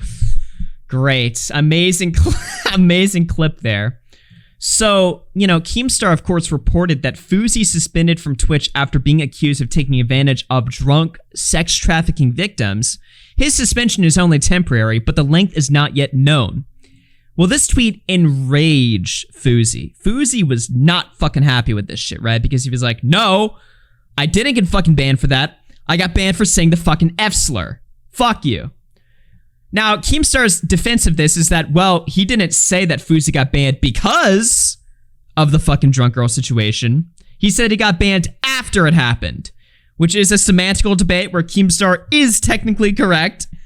I I'm not gonna lie. From Fousey's perspective, I could see how he'd get mad about this shit, but I don't really fucking care. I mean, Fousey is a complete piece of shit, but regardless, that's what fucking happened, right? So then all of this goes down. Fousey goes on the Bradley Martin podcast and talks in more detail about what happened at the airport, lies his whole way through it. So Keemstar decides to spill the fucking beans and tell all in this fucking Twitter video. Let's take a look. Fousey, you just went on Bradley Martin to tell your truth, and in 2 different scenarios, you spoke about me. Let's talk about the girl in the airport, all right? First, and then we'll talk about you leaving Happy Punch and how that went down. Because this is my truth, and my truth is fucking reality, all right? So, you said on Bradley Martin that I gave you a text saying that I was very upset how you treated that girl in the airport, or that I wasn't upset, that my girlfriend was upset, and you said the Keemstar wasn't even upset, his girlfriend was, and his girlfriend runs him and owns him and some shit like that. No, false, all right? False. The guy that gets run by girls is you. Proof? In the Bradley Martin, in the same podcast, you just said your girlfriend fucking cheated on you and was running around with some other fucking dude, all right? No girls run me. That is not the reason why fucking I text you and I was upset. The reason why I text you and I was upset is because when the thing happened with you and the girl in the fucking airport, all right? I woke up early that morning. It was 10:30 in the morning. I remember this. My messages are... Now remember, on Fousey's airport stream, there was a clock at the bottom right-hand corner of the screen. And so Fousey was at the Toronto airport. Keemstar lives in Buffalo, New York. They're in the same time zone. So Fousey, I believe it was around 10:30, around when Keemstar was waking up, that the incident happened. Spammed with, oh my God, check on Fousey. Something's going on with Fousey, because you were crying on stream and all this other stuff. So I called you out of concern, something I do all the time. Baby, how many times do I got to call Fousey? Just concerned for his mental health, anything, right? Just worried about him. So I call you and I say, Fousey, what's going on? I got all these messages from YouTubers that, you know, something bad's happened. What's happening? And you go, no, I'm fine. I'm playing the July 15th character. He goes, Keem, I just fucked this girl in the bathroom. No, Fousey, what the fuck? He's playing the July 15th character? Yeah, you guys remember Colossal's Crazy's epic 2-part series on FouseyTube? Yeah. Actually, he was just a character in Colossal's fucking clown show. And I'm thinking, right on, good for you, man, good for you. What the fuck? Not thinking anything of it. Later in the day, I get the context of what actually took place. This girl's a victim of sex trafficking and all this other stuff, and I see the manipulation that you pulled on her, and then I see you bragging that you got a blowjob in the fucking bathroom, and I see all this stuff, and I'm like, what the actual fuck? So I text you, yo, what is this? Even my girlfriend's mad. This is such a bad look. And you text me back, I didn't fuck that girl. Well, you just lied to me then. Because I called you early that morning. Did you forget? Did you forget? I called you at 10:30 Eastern that morning, and you told me on the phone? So that's why I'm mad. You fucking lied to me. Now, this story that you told on Bradley Martin with you leaving Happy Punch is, for the most part, accurate. All right? But you left another key part out of this, right? It is true that you weren't pulling your part for Happy Punch and you weren't doing anything. And it is true that I overpaid you for your shares. And it is true that I said, look, we started this together. This was your idea. I don't want to fully buy out your shares. I will give you 5%. You're going to stay now, 5%. You're going to if own this part 5%. is confusing to you, we'll get into that once we get into the Twitter space. Because if you guys don't know, Happy Punch, Keemstar's boxing promotion, social media company or whatever, that was actually started by Keem and Fousey. But Fousey never showed up to work. So he basically lost his company, but he's trying to say that, oh, Keem stole the company from me or whatever, and they get into it in more detail on the Twitter space, but that's what's going on there. Now, the other thing that's weird about this too is that Fousey is now saying that he was only friends with Keemstar, because these guys were, seemingly close friends, right? Based on, Keem would post videos of them fucking ATVing together in the fucking woods or some shit, right? So it's like, oh damn, Keem and Fousey are good friends, right? That's what's going on there. Well, Fousey now claims that he was simply afraid of Keemstar for his entire life after Keemstar traumatized him for his entire career by covering his bullshit, right? Even though, for the most part, Keem and Fousey were friends. Like, I think Keem hated Fousey in 2016 and 2017, but he was always, like, I think in 2017, when Keem was doing his Keemstar and Friends shit on Stream.me, they had already, like, patched things up. But now Fousey's saying, oh, I never really patched things up with Keem. I just kept my enemies closer because I was afraid of him, so I had to appease him so that he would stop traumatizing me. It's some crazy shit. So he's basically saying he started a fucking company with this guy out of fear, which doesn't make any fucking sense. This company forever. I don't ever want you to just be completely out of Happy Punch. All that is true. So thank you for acknowledging what a good friend and good business partner I have been to you. All right.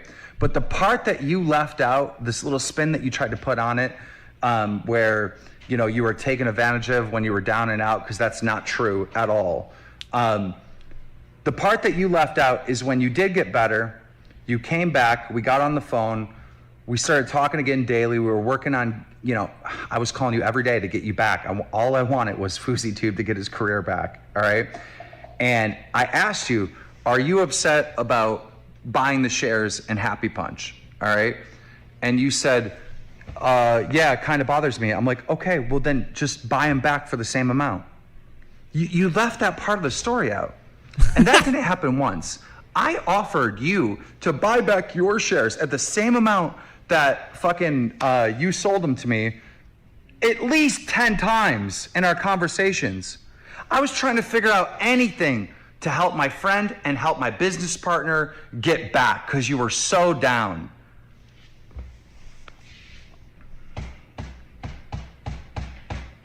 That's the truth. And that's just not my truth. That is the truth.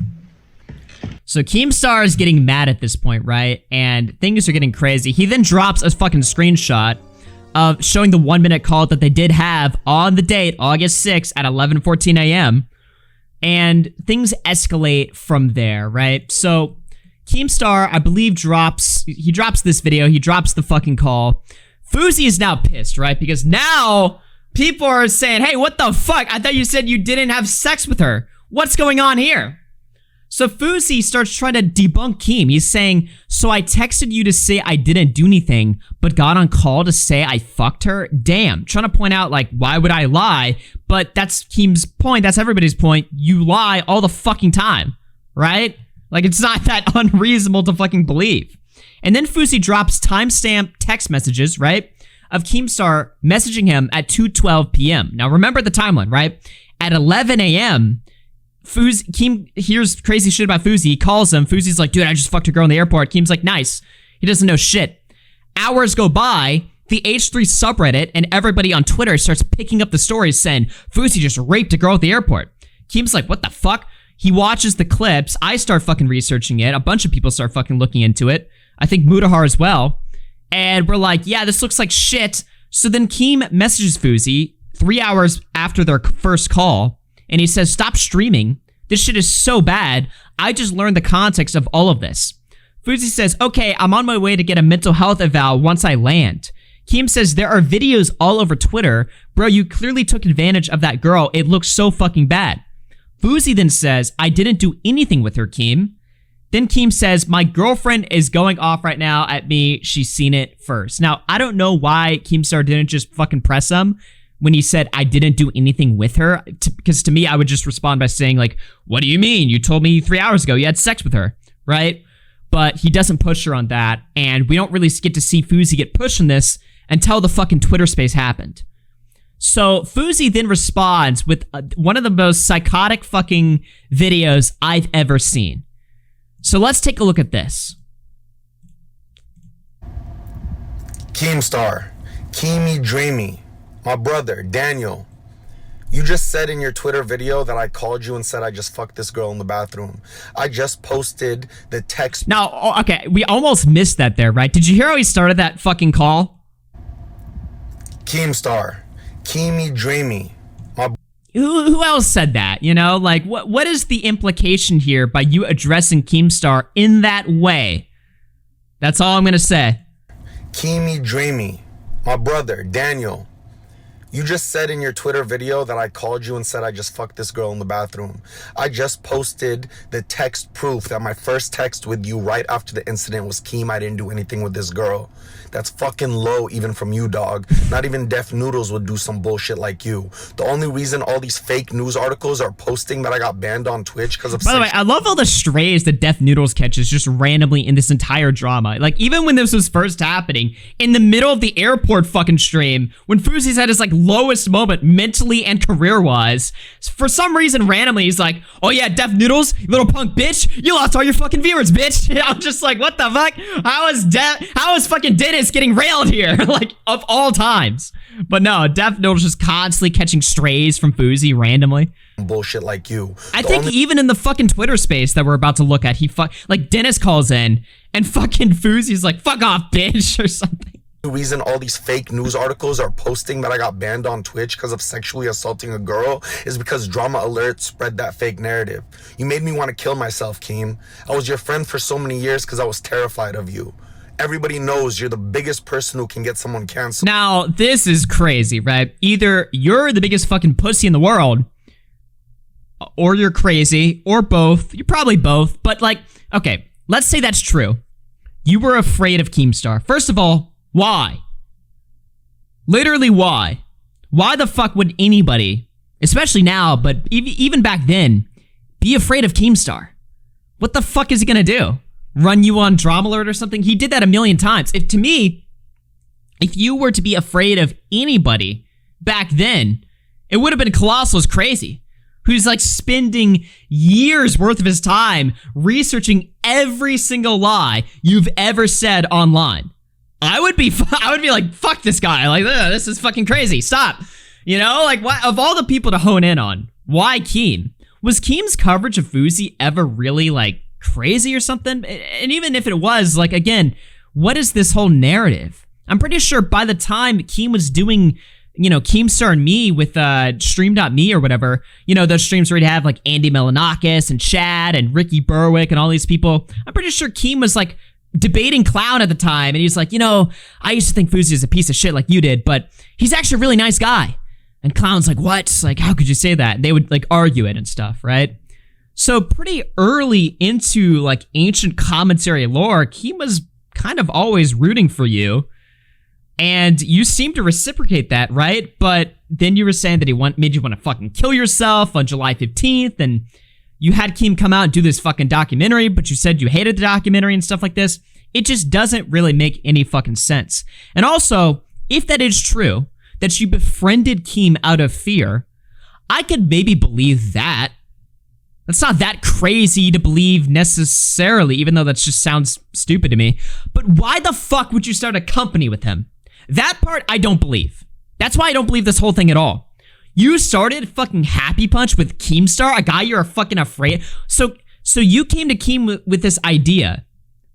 You couldn't think of anybody else? You were like, how do I appease Keem to make sure he never gets mad and rapes me?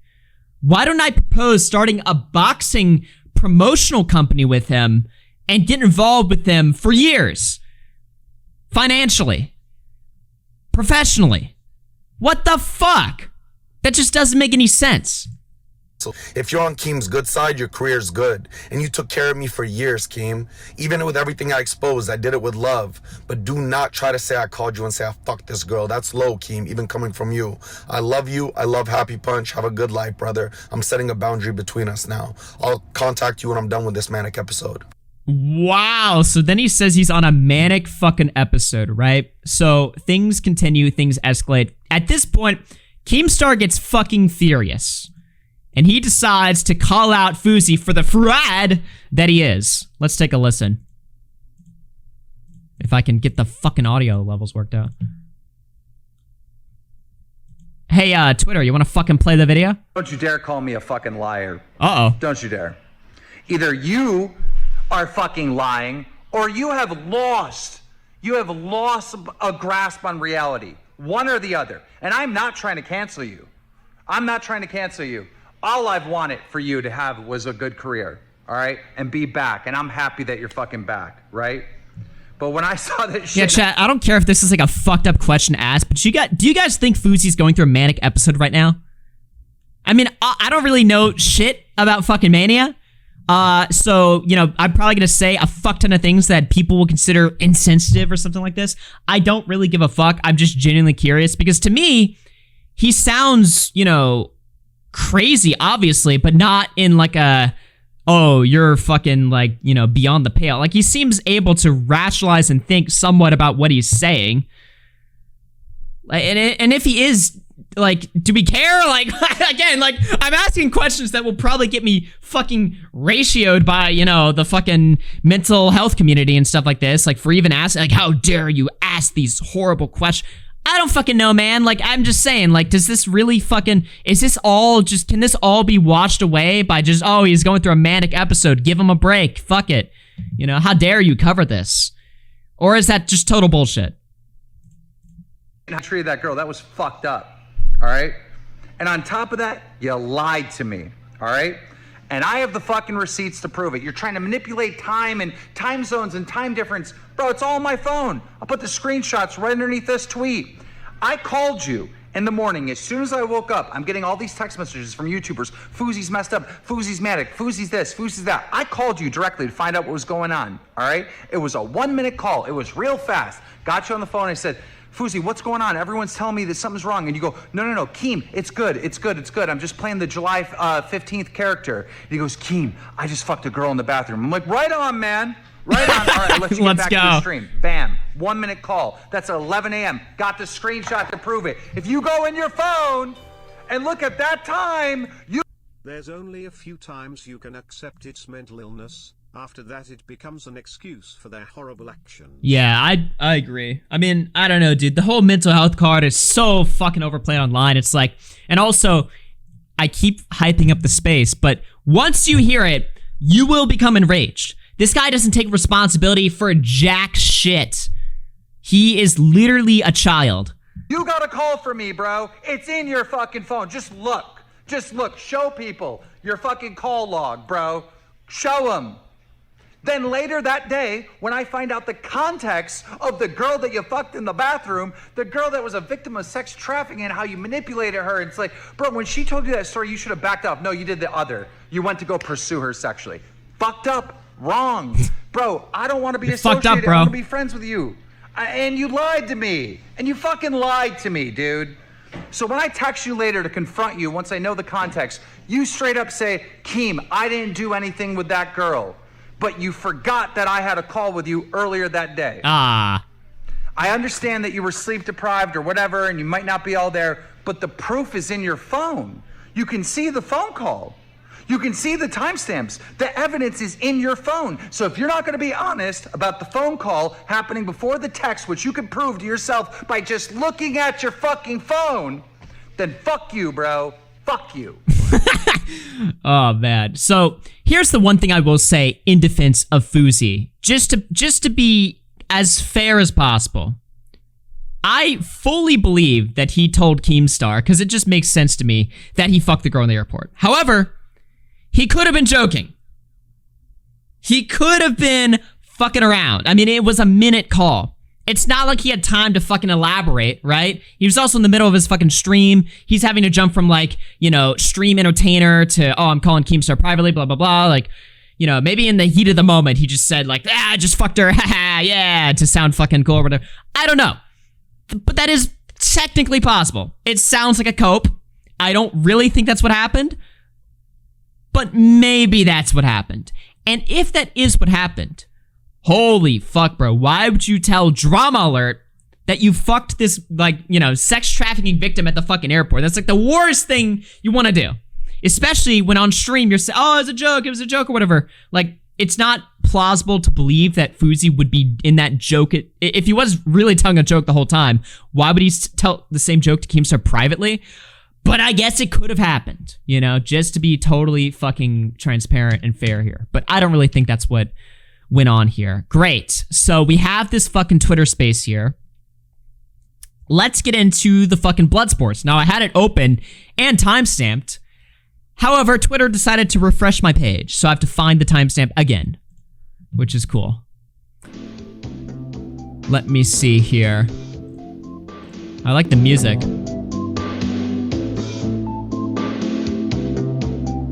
I gotta also balance the audio.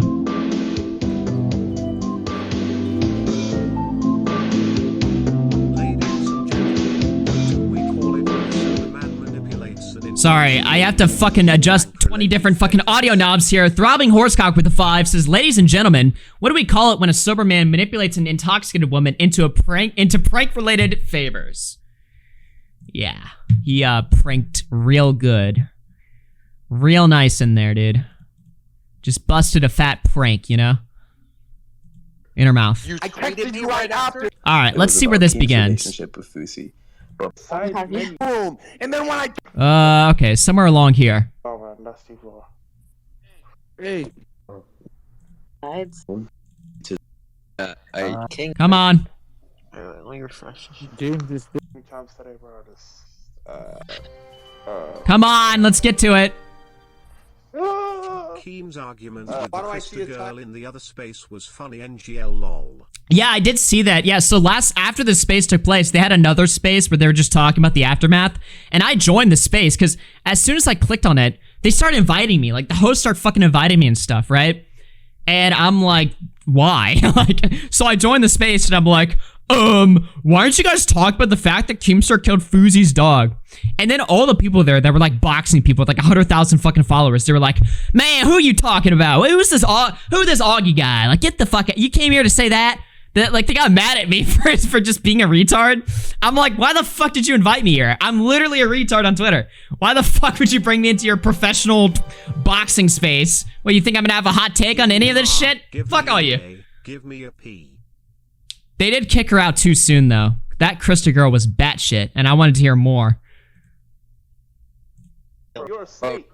Alright, so this is when Fousey joins the space. Now, I will have to, bear with me here, because I will have to adjust the audio to get this Twitter space up and sounding nice, but yeah. Who was it? Who was it? Who was it? It was me. Here we go. Fan, bro. Fan. Alright, very soon Keemstar will join. Why would you do that, doggy? Because you're a manipulator, bro. You manipulate everyone. How am I a manipulator, doggy? Are you in my shoes? Are you living my life, fat ass? Bro, whoa. Listen, you fucking manipulate. Yo, you don't have to be calling him fat ass and stuff, Fousey. I did. Cancel me. I did. Cancel me. Bro, you're gonna go on your phone. Go on your phone and look at the phone call. Uh-oh. Right now. Oh, you called me for 1 minute, Keem. You called me for 1 minute and I told you I fucked the girl? Yep. All right, Keem. Stick to that story. I'm sticking to mine. No, it's not a story. It's the fucking truth. Oh, the truth. Just like when Drama Alert photoshopped a picture of me and 2 fans and cropped out the background and said that I solicited 2 prostitutes to my fucking hotel room. Whoa. And then when I told you about it, all you did was delete it and not once apologize. I don't even remember that. Of course you don't. I swear to God, I don't remember that. But why are we changing the subject? You used my name for money and relevancy your whole career. Whoa. I cover the fucking news. Of course, I cover Fuck you. You cover fake news, dog. The only reason people are friends with you is because they know you can cancel them. You don't give a fuck about anybody but yourself. So our friendship was a fake friendship? You were just friends with me because you were afraid of me? I was scared as shit of you, dog. You made me want to kill myself. So you're a fraud. So you're a fraud. You're a fake friend and a fraud.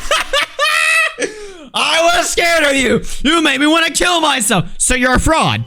What the fuck? Fousey is so love-filled, he got some on her pants. Yeah, he's full of love. You listen, Keem, you are an emotionally manipulator. You made me want to kill myself. Yeah, well, I wasn't trying to make you kill yourself. Who the fuck was playing sound bites under that? Calling you out for bad behavior on Drama Alert, and you got mad and said in 2016, 17, 18, you weren't trying to make me kill myself, Keem? No. When I bought my mom a house, you didn't go on your podcast? Wait, he asked, so you weren't trying to make me kill myself in 2016, 17, and 18? Like, what is KEEMSTAR supposed to say? Well, yeah, I was, but then I liked you. Like, what? Say bullshit about me? You didn't say that I bought my parents the house and I lied? Because in a video my mom said, no, Yusuf, this house is yours. And tell everybody I bought the house for myself. If I take accountability, own your shit, Keem. You've never apologized to me. First of all, you're bringing up so much fucking old shit that I don't even remember. Because it's unhealed trauma, Keem. You made me want to kill myself. You're not a good person. Okay.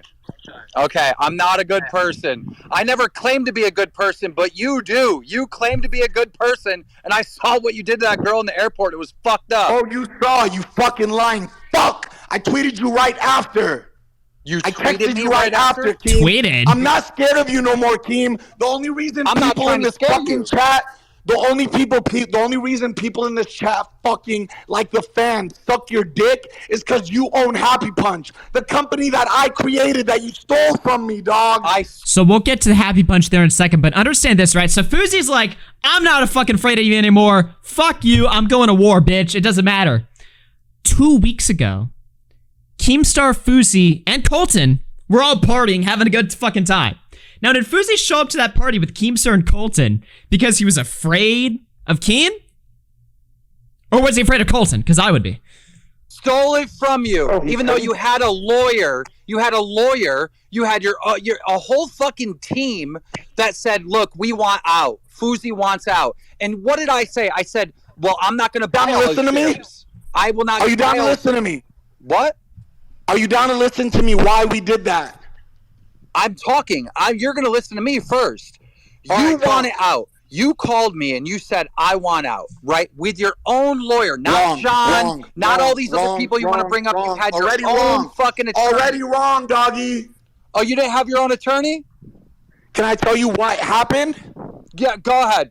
Let's hear this. You called me and said the only role you have in Happy Punch is to be DanaTube. You have to be Wade Plem. You hate Wade so bad, Keem. You wanted to get him fired so bad that when Wade got fired, you texted me, Wade's fired. You're the new DanaTube. You're back. You said the only role you have at Happy Punch is to go interview people, do the media. I didn't want to be a fucking slave to my own company. Fousey, you spin and manipulate every single fucking thing you said, all right? Because you don't, because you've never been wrong in your entire life.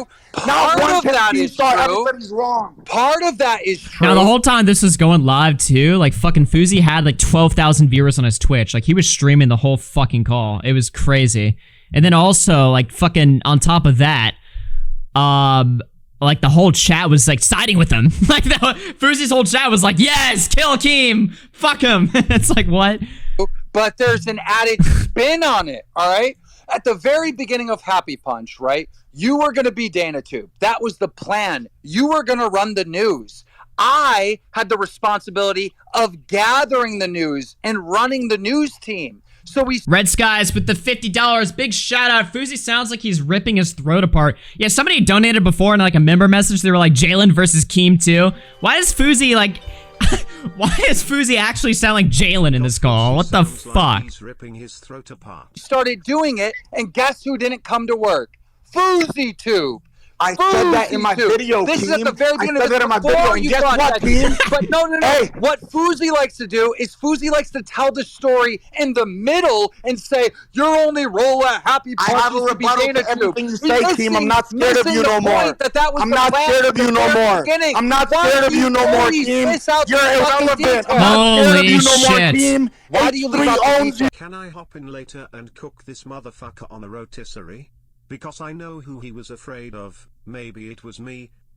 Oh, you know, Colton has some inside knowledge. We might tap into that a little bit later. All right, Colton apparently knows the truth here, and I believe him. Alex Sarai too. What was Brantley doing at the airport? I don't think Brantley was at the fucking airport. I think she was at fucking Keem's place. What? Dude, Brantley was the girl.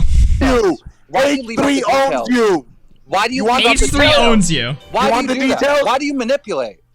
Keem, when we created Happy Punch, I said I was going to be DanaTube because we were going to make millions. We were going to take a percentage of each fighter. You're now but what did you and John do? What did you and John do? What did you and John do, Keem? You're now admitting that your job was supposed to be DanaTube. My job was to work with the fighters and gather the news for you. You just told me don't twist the story, so fucking listen to what I'm saying. Well, I was going to do that. You keep putting us on different subjects so fast that I'm trying to keep track of one thing first. Keem, because Bro, of what you're doing like right now, you're trying to make it seem like I'm having a manic episode. No, I'm not. Why are you accusing me of that? You're trying to make it seem like I'm having a manic episode. Isn't that what you've been saying on Twitter? Didn't we just watch a fucking video where you said you're having a manic episode? Talk to me when I'm done with it. What? That's out of left field. No, I'm not.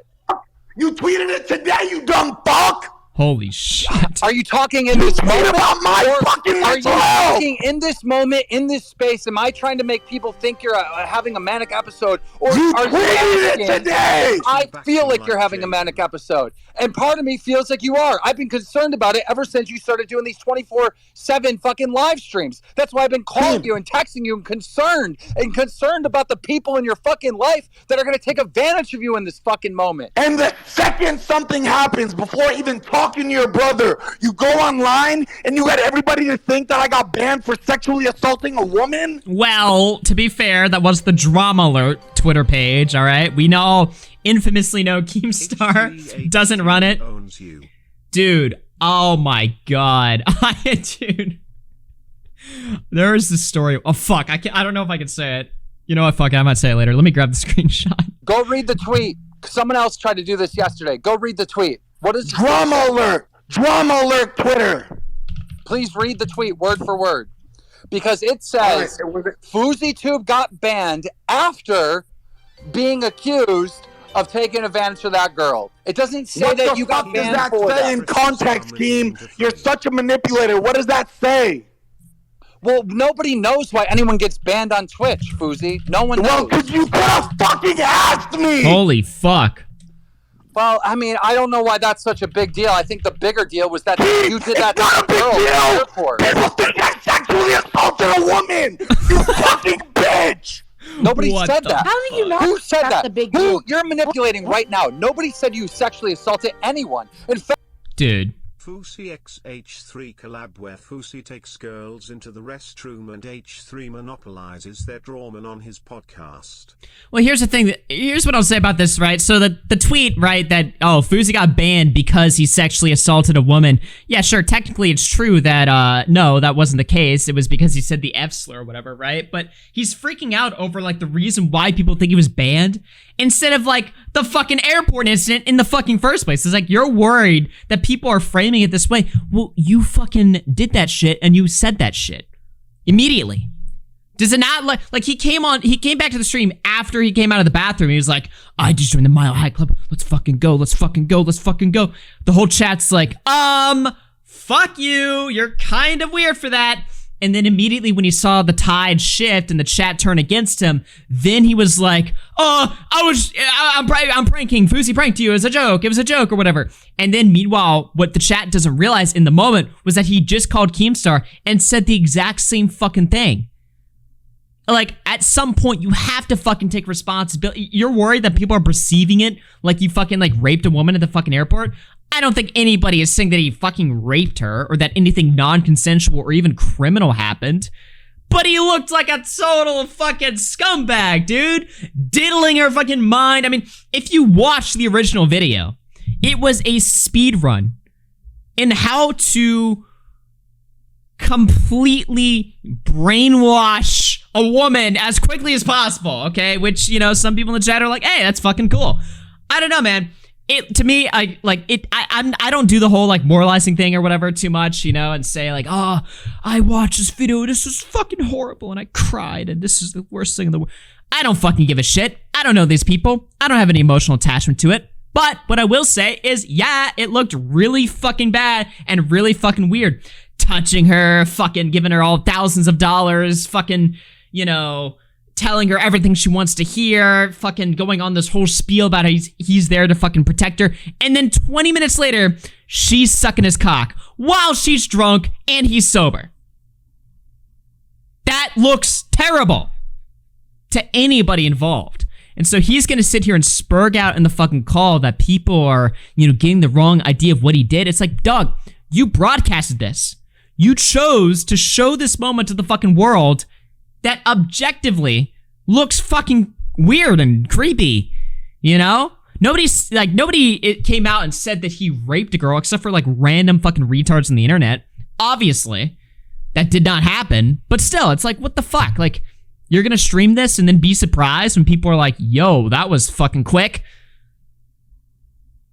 And again, if you watch the video, she was, like, visibly drunk, like, wasted. And the fact that she was spilling her fucking life story like 9 minutes in should indicate to Fousey in that moment, like, whoa, she's telling me a lot of fucking personal details about her life Maybe she's drunk. You know? Like, what the fuck? I'm on record saying FouseyTube did absolutely no crimes. Multiple times. You They said, dumb ass. You just posted a Twitter response, and in your video, you said I called you to say I fucked the woman in the bathroom. On my mom's goddamn life, I didn't fuck this woman. Well, then you lied to me. I don't know. I talked to you for 1 minute, and I go, why is everyone hitting me up saying that Fousey's going crazy and this and that? Because I'm getting hit up by fans and YouTubers. And you say to me, listen, Keem, I'm just playing the July 15th character. I'm good. And by the way, Keem, I just fucked a girl in the bathroom. And you were geeking about it. I was like, right on, man. All right, I'm going to let you go. Let you get back to your stream. Because ever since you've been... It's not assault when she's drunk, huh? Well, you know, here's the deal, all right? I'm trying not to use loaded language so that if he watches this, he can just instantly be like, oh, this guy's calling me a rapist. Fuck him, he's lying or whatever. Look, in my opinion, I don't know. It looks, probably... But I'm just sticking to the facts here of the case where it's just like, look, she was drunk. You know, connect the dots. Streaming 24/7. I've been keeping these calls real short so you can get back to your stream. Facts? Yeah, you did. When you told me to stay away from Nadia. When you told me to stay away from people who are using me for clout. I remember. Yes. So listen, I think me and you had a phone call that you don't remember, but you can prove it by looking at your phone. This is bad, my guy, lol. I see a phone call for 1 minute, Yeah, it's team. pretty bad. Shout out to Agmar. I'm not gonna prove that I said I fucked a Thank woman. you. Okay. When I swear to God on my fucking dead fucking grandpa and my dead dog that I didn't fuck this woman. Okay, but calm down for a second. Before Drama Alert goes and post that shit. Calm down for a second. Calm down for a second and just like think about this logically, all right? You're telling me to calm down when you just went on the internet and told everybody that I called you to say Yeah, I but fucked the woman that let's was get drunk. forward. Let's get forward in this conversation. Let's actually move the conversation forward. All right, I'll calm down.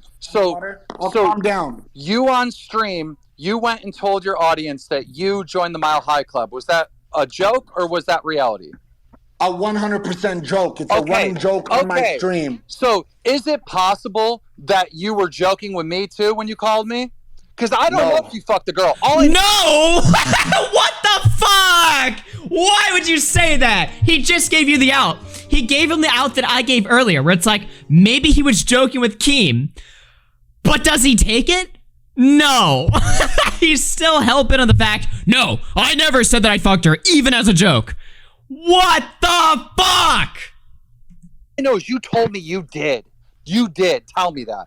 I know that for a fact. You can swear to God, and I can swear to God too. Do you believe in God? Do you believe in God, Keem? I believe in something, but I'm not religious. Exactly. I believe in Allah subhanahu wa ta'ala, and he's my only judge. You don't even believe in God. We are not even on the same level, Okay, so dog. Fousey, you've never been caught lying in your entire career. You're going to go on record saying that.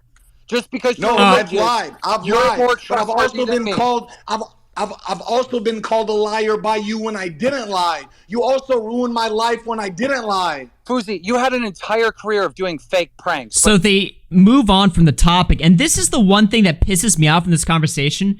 Keem lets Fousey change the topic a fuck ton here, right? As soon as Keem nails Fousey on something, he just moves on. He's like, so Keem is like, is it possible you were joking when you said you fucked the girl? And then Fousey's like, no. That's a horrible fucking answer that deserves immediate pounding. Like, everybody in this call should be fucking Fousey in the ass. But instead, Fousey's like, he starts a pseudo-religious debate with KEEMSTAR, throws him off, and then they move on to whether he's lied or not, which everybody knows he's fucking lied. His whole career was fake fucking pranks. And even beyond those, like, he was a total fucking asshole. Look at, again, just watch Colossus Crazy's video on him in 2016. But why are we moving the fucking topic to something we already know? And why is Fousey controlling the fucking conversation? He shouldn't be. But he is. And he's getting away with it. Which is fucking AIDS. Let me see here. I think I missed a donation. Echo of Tragedy through 5 says, Fousey X... Fuck! Okay, sorry, I just randomly died there. Fousey X H3 collab, where Fousey takes girls into the restroom. H3 monopolizes their trauma on his podcast. Wow. Just a match made in heaven there. You good? Yeah, I just randomly start choking my own fucking spit. Anyway, Okay, Idiot, thank you for the 2 gifted subs. Appreciate that. We got more to go here, guys. We got more to fucking go. Che through 2 says, Keem ripped off Chris's thumb. He ain't afraid. Fucking Chris the Narc. Yeah, the only person that should be afraid of fucking Keemstar is Chris the Narc. But now you're going to try to prove to everyone that you're the most trustworthy person in the world. Like, hey, Keem, dude, you forgot the phone call you had with me. It's that simple. You forgot the phone call you had with me. Keem, do you want me to expose your fuckboys that sold fake crypto coins? Do you want me to expose everybody who sells shit coins? Whoa, and all the crypto. Does Keem even post on Drama Alert anymore? Fousey is trying so hard to guilt trip swearing on all his dead family, lol. No, Keem's a Snapchat tuber. All right, that's what he does now. He doesn't post on YouTube. He thinks YouTube is a failed platform. I don't really agree with that at all. Like, there's plenty of people that are doing well on YouTube, but he doesn't do shit. But again, why is Fousey controlling the conversation here? Why are we moving on to now we're talking about crypto? Yeah, we can talk about crypto later. Let's talk about your assault at the airport. He hanged himself with it. Yeah, literally though. I can't believe. Well, Keem didn't give Fousey the unless you're okay. If you're talking about a noose, no. Keem literally gave him the saving fucking out. He's like, just admit that you said this, but you were joking. Fousey drops that. He doesn't take it. Why? Because I could maybe believe that that's the case. I fully think that Fousey told Keem that he fucked the girl. But if he came out and was like, look, I told you this, I was fucking around, man. Like, I could be like, all right, well, at the very least, you couldn't concretely say, like, yeah. But no, he doesn't go with that. So it's like, okay, well, what? What the fuck am I supposed to say now? Next excuse is gonna be that he's got multiple personalities. Yeah, he's got multiple personalities. You know, sometimes he's Fousey the Rizzler, sometimes he's Fousey the Diddler. Who knows what he feels like in the moment.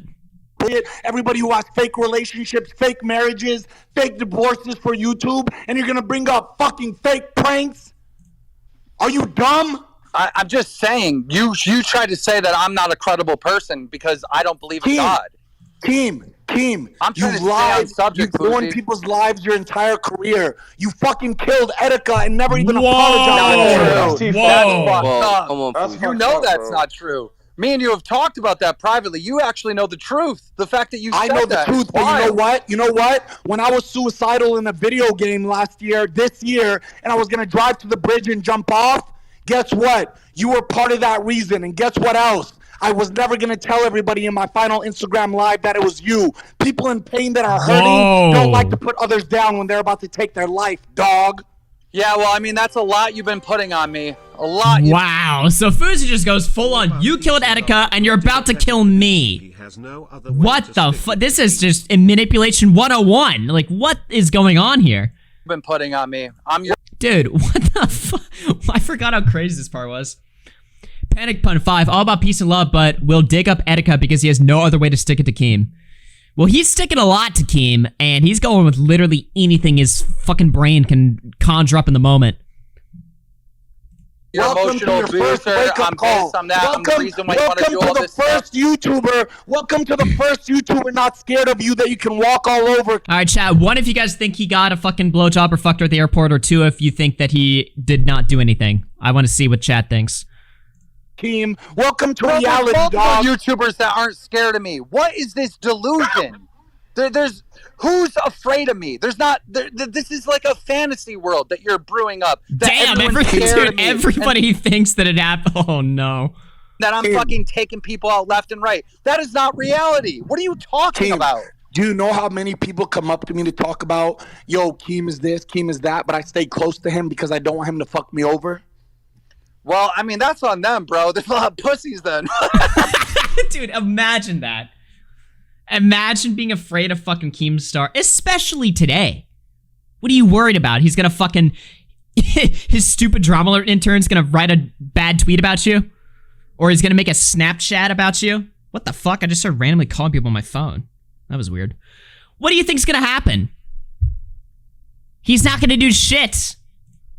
No, that's because you have no fucking regard to anybody's emotional or health. By the way, name the people. Who is friends with Keemstar because they're afraid of him? How is this constantly happening? Spiritual health. Because I don't deal with bullshit well. I don't Keem, deal can I with tell you fake shit something? well. I keep it Hey, real. Can I give you a reality check? Sure. The only reason you're relevant right now in 2023 is because of Happy Punch. Drama alert. Oh, get shit views on YouTube. You only make exposed. He acting way too guilty and defensive for me to believe nothing happened with the airport chick. He sucks. Well, actually, this might be a good time to bring this up. I had this loaded up a little bit later, but allegedly his fucking therapist accidentally exposed on stream that he hasn't been sober since the airport. So his therapist, now, I don't know if when the therapist is talking about sobriety, I don't know if we're talking about sober from drugs, alcohol, I assume sex, right? But this is the clip in question, and I'll play it right now. Talking to Fousey about Keem were his other personalities. Yeah, his other personalities. All right, let me play this. Oh, you know, a friend of mine tried to say today that I wasn't sober. It was so hurtful. You've been sober until that thing in the airport. I know that. Right? Right? Love you, Susie. Yeah, I love you. Bye. And then he hangs up the fucking phone. First of all, why would you call your fucking therapist on stream anyway to talk about something this personal? But second of all, like, you're not... How does this happen? What the fuck? 3. He solicited the drunk woman but didn't get any. So is that confirmation that he did it? Like, what the fuck is that all about? And then Fousey's saying he never touched the girl. Aria's touching her fucking ass. It's like, what the fuck, man? All right, let's keep watching. make your not money on on Snapchat. YouTube. I'm on Snapchat, and of course You I'm only relevant make your because money of on Happy Punch, Snapchat. because that's Nobody what I gives do a every fuck day. about your Snapchat, though, no matter how much millions you make. Hey, Fousey, that's like me saying to you, the only reason why you're relevant in 2023 is because of Twitch, because that's what you're doing. Like, I'm Because literally I'm grinding doing Happy with my Punch. own success. I don't What need the to use fuck somebody are you else's talking name. about? You've never done anything that's creative. You made one song called Dollar in the Woods. And first of all, my dog that died that I buried in the woods was named Dollar. So go fuck yourself, first off. Second off. Whoa, whoa. Okay, new lore just dropped. This is really good. I'm so glad he said this because I'm a big lore person.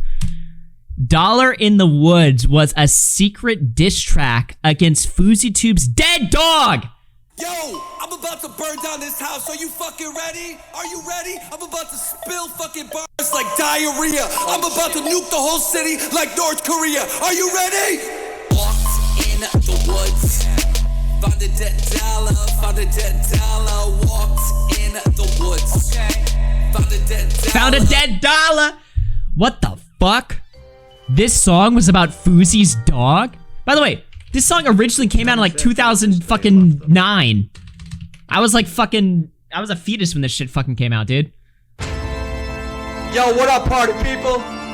It's your boy KEEMSTAR. I gotta tell you this story. Yeah. Found a dead dollar. Yeah. Here we go.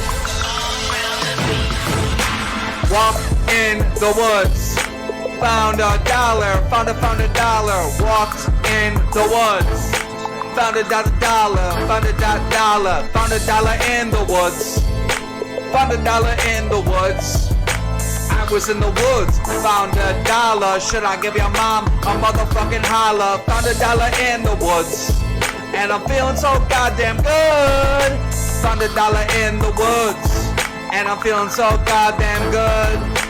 Better believe, underneath some leaves in the woods, and I'm feeling so Okay, I'm not gonna lie, I'm starting to actually believe this song is about Fousey's dog. good. Found a dollar in the woods, that dollar in the woods, dollar in the woods, some dog shit, bitch, dollar in the woods, dollar in the motherfucking woods.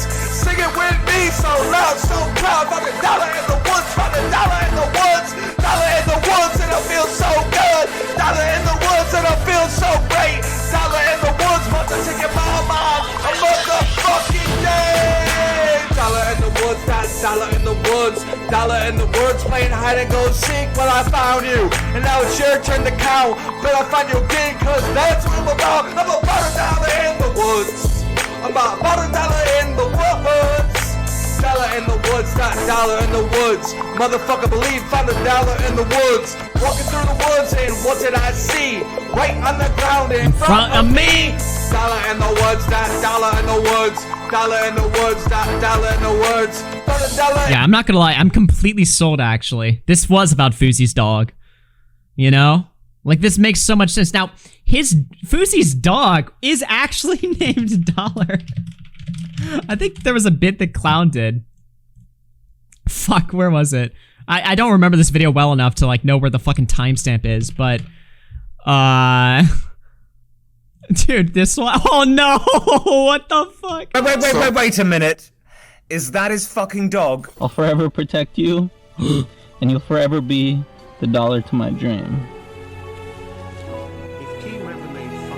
What?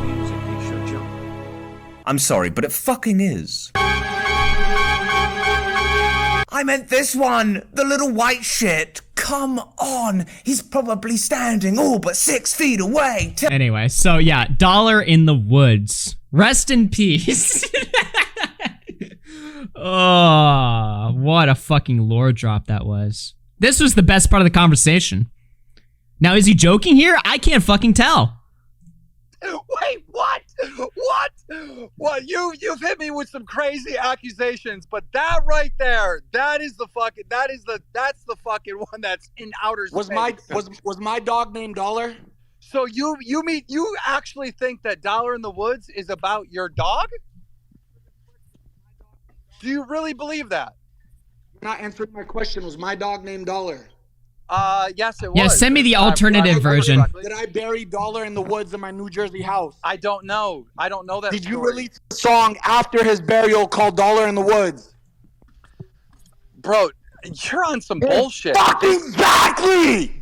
Wow. No, Dollar in the Woods has nothing to do with your dog, Fousey. That is a wild accusation. That is not true. I don't give a fuck, Keem. And if it was, I would say you deserve this for everything you've done to me. Not once on this phone call have you said, I'm sorry, Yusuf. I'm sorry for the emotional trauma I put you through. So, Fousey just destroyed Keem there. Like, we can admit, in this part of the conversation, he had Keem speechless. KEEMSTAR killed Fousey's dog. Now it's starting to make sense why he's so scarred. You know, we're talking about, like, why is FouseyTube so emotionally, mentally scarred to the point where he has fucking trauma over a guy on the internet? That doesn't make any sense, right? But it's not about stuff on the internet. He doesn't care about that stuff. It's about his fucking dog. KEEMSTAR killed his dog, running over it 70 miles per hour on Christmas Eve in 2016. Then Fousey buries the dog. A year later, he drops the fucking diss track on his dead dog. It's fucked up. It's actually fucked up. So that's the new lore. Transmaggle through 5 says, Keem hit Fousey's dog on Christmas Eve. Then through another 5 and says, if Keem ever made fun of somebody else's music, he should jump. No, Keem is a fucking well-established musical critic. The Idiot through 5 says, he definitely slid his therapist a fat 100 to say that. What, to fucking out him? Why would he pay his therapist to fucking out him like that? The therapist fucking exposed him. Jake BB through 2 says, who tells the therapist they love them? I don't fucking know. Like, what? Germ through 2 says, 3, he solicited the drunk woman but didn't get any. What, you think she turned him down? Panic Pun through 5 says, the people talking to Fousey about Keem were his other personalities. Aw, dude, this is fucked. This is completely fucked. Let's keep going. You want to I kill ran yourself. a show called Drama Alert. You did a lot of fraudulent bad stuff, and you got called out for bad behavior. Go fuck yourself, dog. That's why you never cancel the people who are friends with you who do far more worse shit. You were my friend. We still ran the story about the girl in the airport. Tell me what I did, Keem, other than all these influencers that's so bad outside of fake pranks. July 15th, when you brought a documentary camera, July 15th, the documentary that you're so proud of that still lives on your channel, if the other episode didn't get banned, that was me on top of a car saying I want to kill myself. Fuck you, dog. You wanted me to make the documentary. You cared about me like you said. If you cared about me like you wanted said. it. KEEMSTAR wants to call in. Let me, oh, he just messaged me. Let me call him.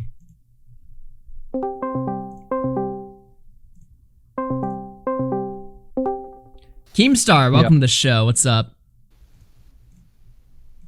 I'm gonna be real. Oh, I'm sorry. gotta mute this. My bad. Got the stream in the background playing. Yeah, I'm just gonna be real quick. I got a quick statement to say in reference to all this. I am currently hiding. My stepdad is trying to protect me. All of our goons are trying to protect me in this moment right now, because FouseyTube is actually John Wick. Let's fucking go, dude, bro. He killed the dog. I mean, that's just confirmation right there. And he's in hiding. Dude, this is getting more fucked by the second, dude. The longer I play this fucking stream, the worse that it's getting. Hold on. About me like you said. Fousey, that video would be private. Let me finish. The documentary, July 15th, FouseyTube, was your idea. You asked me to come down and film it and record July 15th and make a documentary. You asked me. You asked me for permission. I said absolutely I'll fucking film a documentary about July 15th. Dumbass, you asked me. No, you asked me. You asked me. Oh, of course. Keem, can I tell you something? Not once in your entire career, wallahi, not once have you ever come out. Not the old people that you've called pedos. Whoa. Not the people you call sex predators. Not the people you accuse of the R word. I can't stand one subject. Why? As soon as I make a point, because you're a fucking book. Because you're a fucking book, Keem. I just made a point that the documentary FouseyTube, July 15th, you invited me to make a documentary about that. And instantly you go to a new accusation. Not true. And you know what else, Keem? You know what else? Not once in your career have you ever come out publicly in a video or tweet and say, I was wrong about that story. You might have done it 1-2 times for the old guy you called a pedo. You've never had remorse and apologize for your wrongdoings. Everything you do is for money. Money from the devil. Dude, KEEMSTAR's taking money. He's taking dark magic money. I could believe it. I could see that theory. I was wrong. If I'm wrong, I just say I'm wrong, bro. Oh, like you were wrong about photoshopping the girls that I took a picture with, and bro, I don't know what you're talking about. I don't even know. So what is he actually? I'm genuinely curious. Like, does somebody have like a source in this? Like, he keeps bringing up like you photoshopped 2 girls like sucking me off and said that I got a blowjob from them. Aren't you like open about your fucking sex addiction? Like, why would this be a bad fucking story? Or what is he talking about? Like, how? I need to see this. I don't know what I'm talking about because you don't give a fuck about what you release. You do it, get paid, and move on. I don't know what you're talking about, Fousey. I have no idea what this is in reference to. I can't even speak on it because it's probably something that happened in fucking 2016, and who knows if you're accurate or not. You just accused me right now of it was my idea for July 15th. You accused me of Dollar in the Woods being about your dog. This is about to be bad. Like, what the fuck is that? You've accused me of so much shit in this conversation. It's ridiculous, and none of it's Let me true. tell you something. Let me tell you something. If you R-worded a girl in 2016, even if she didn't say a word about it, even if she didn't go to authorities, even if she didn't say anything, even if she was happy on social media, that trauma still lives inside her and she deserves to speak about it. This is my trauma that you caused, Keem. I know you don't care. I know none of this is reaching you. Fuck? This is my truth. I don't care. Fousey is comparing himself to a girl that hypothetically got raped by fucking KEEMSTAR. This is the level that we're at right now. What the fuck? And again, Fousey's whole chat the entire time was like, yeah, W Fousey, fucking kill Keem, like fuck him or whatever. So Fousey was like winning in his audience while saying all of this shit. And he was on the front page of Twitch. How? What is going on here? I don't care about your mental health. You know, the guy that you can just go on your phone and see has called you like every fucking day for like 2 years. What are you talking about? What are you actually talking about? You know why you called me? You know why you called me? Why? Let's hear more manipulation. Because you felt so bad about fucking up my life. You couldn't say sorry, but you could try to do other things. I did not fuck up your life. You did. You still haven't taken accountability for what you have done. What are you talking about? How did I fuck up my life? Tell me how I fucked up my life. Wait. You actually believe right now that Fousey wasn't acting a fool online, that Fousey wasn't acting like he was almighty, doing fake pranks, lying about this, lying about that. You actually believe that KEEMSTAR ruined your career and ruined your life. You actually believe that? With all my heart. What the fuck? Well, then you're never going to get better. You got to take accountability for the shit you did. I already did accountability, but Keem, I'm talking to you right now, and this should be private. You've never fucking apologized for everything you've done for me. You made me want to kill myself in a video game, and I set it on top of an Escalade for the world to see. And that video is still on your channel, dog. You're still monetizing. I know, just and because getting you views accuse me of off it doesn't mean wanting it to has suicide. like. Just because you accuse me of that crazy shit doesn't mean that it's real. You're a piece of shit. Dude, what the fuck? Except that you made me want to kill myself. Otherwise, you're a piece of shit. I mean, it's a compelling strategy, but yeah, he just sounds like a fucking crazy retard. Again, what did fucking... and I'm not even saying this to like fucking shield for Keem or anything, right? Like, what could Keem possibly have done? Well, give me an example, right? So in 2016, he said you know, fucked some prostitutes, and then you killed his dog, and then you filmed his documentary or whatever, or he filmed your documentary. So, but I'm not seeing like the logical connection of like, you know, Fousey's not rattling off like, you did all these horrible stories about me, you covered me every day on Drama Alert, it was really adding out to all this pressure and stress, you were fucking leading a hate mob against me. Like, he's not saying anything that, you know, I can, you know, listen to and be like, okay, well, that did happen. He's just saying that you made me want to fucking kill myself. I'm not seeing why. Because I'm thinking in my head, if Fousey was going to levy this accusation against anybody, it would be Colossal as crazy. The guy that was autistically fucking documenting, very well, by the way, every lie he's ever fucking told, making documentaries about it, covering it in like the most brutal way. I mean, Colossal's videos on Fousey were masterpieces and basically solidified, like that was when public opinion on Fousey shifted. Or Leafy. How many fucking FouseyTube rants did Leafy make back in the day? Leafy was fucking riding Fousey's ass way fucking harder, to the point where like people would show up to Fousey's like conventions and stuff. They'd be Leafy fans, and they would like try to like fucking prank him. They'd be like, oh, hey Fousey, what do you think about Leafy? Leafy fucking owns you, bro. Like, what do you think about Leafy? And he would have to sit there and be like, who? Like, what? Like, I don't know anything about that.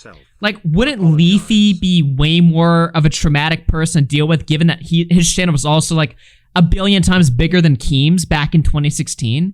Like, why is Keem the fucking mortal enemy in your mind instead of all these other people that were doing way worse fucking coverage of you and way more frequent too?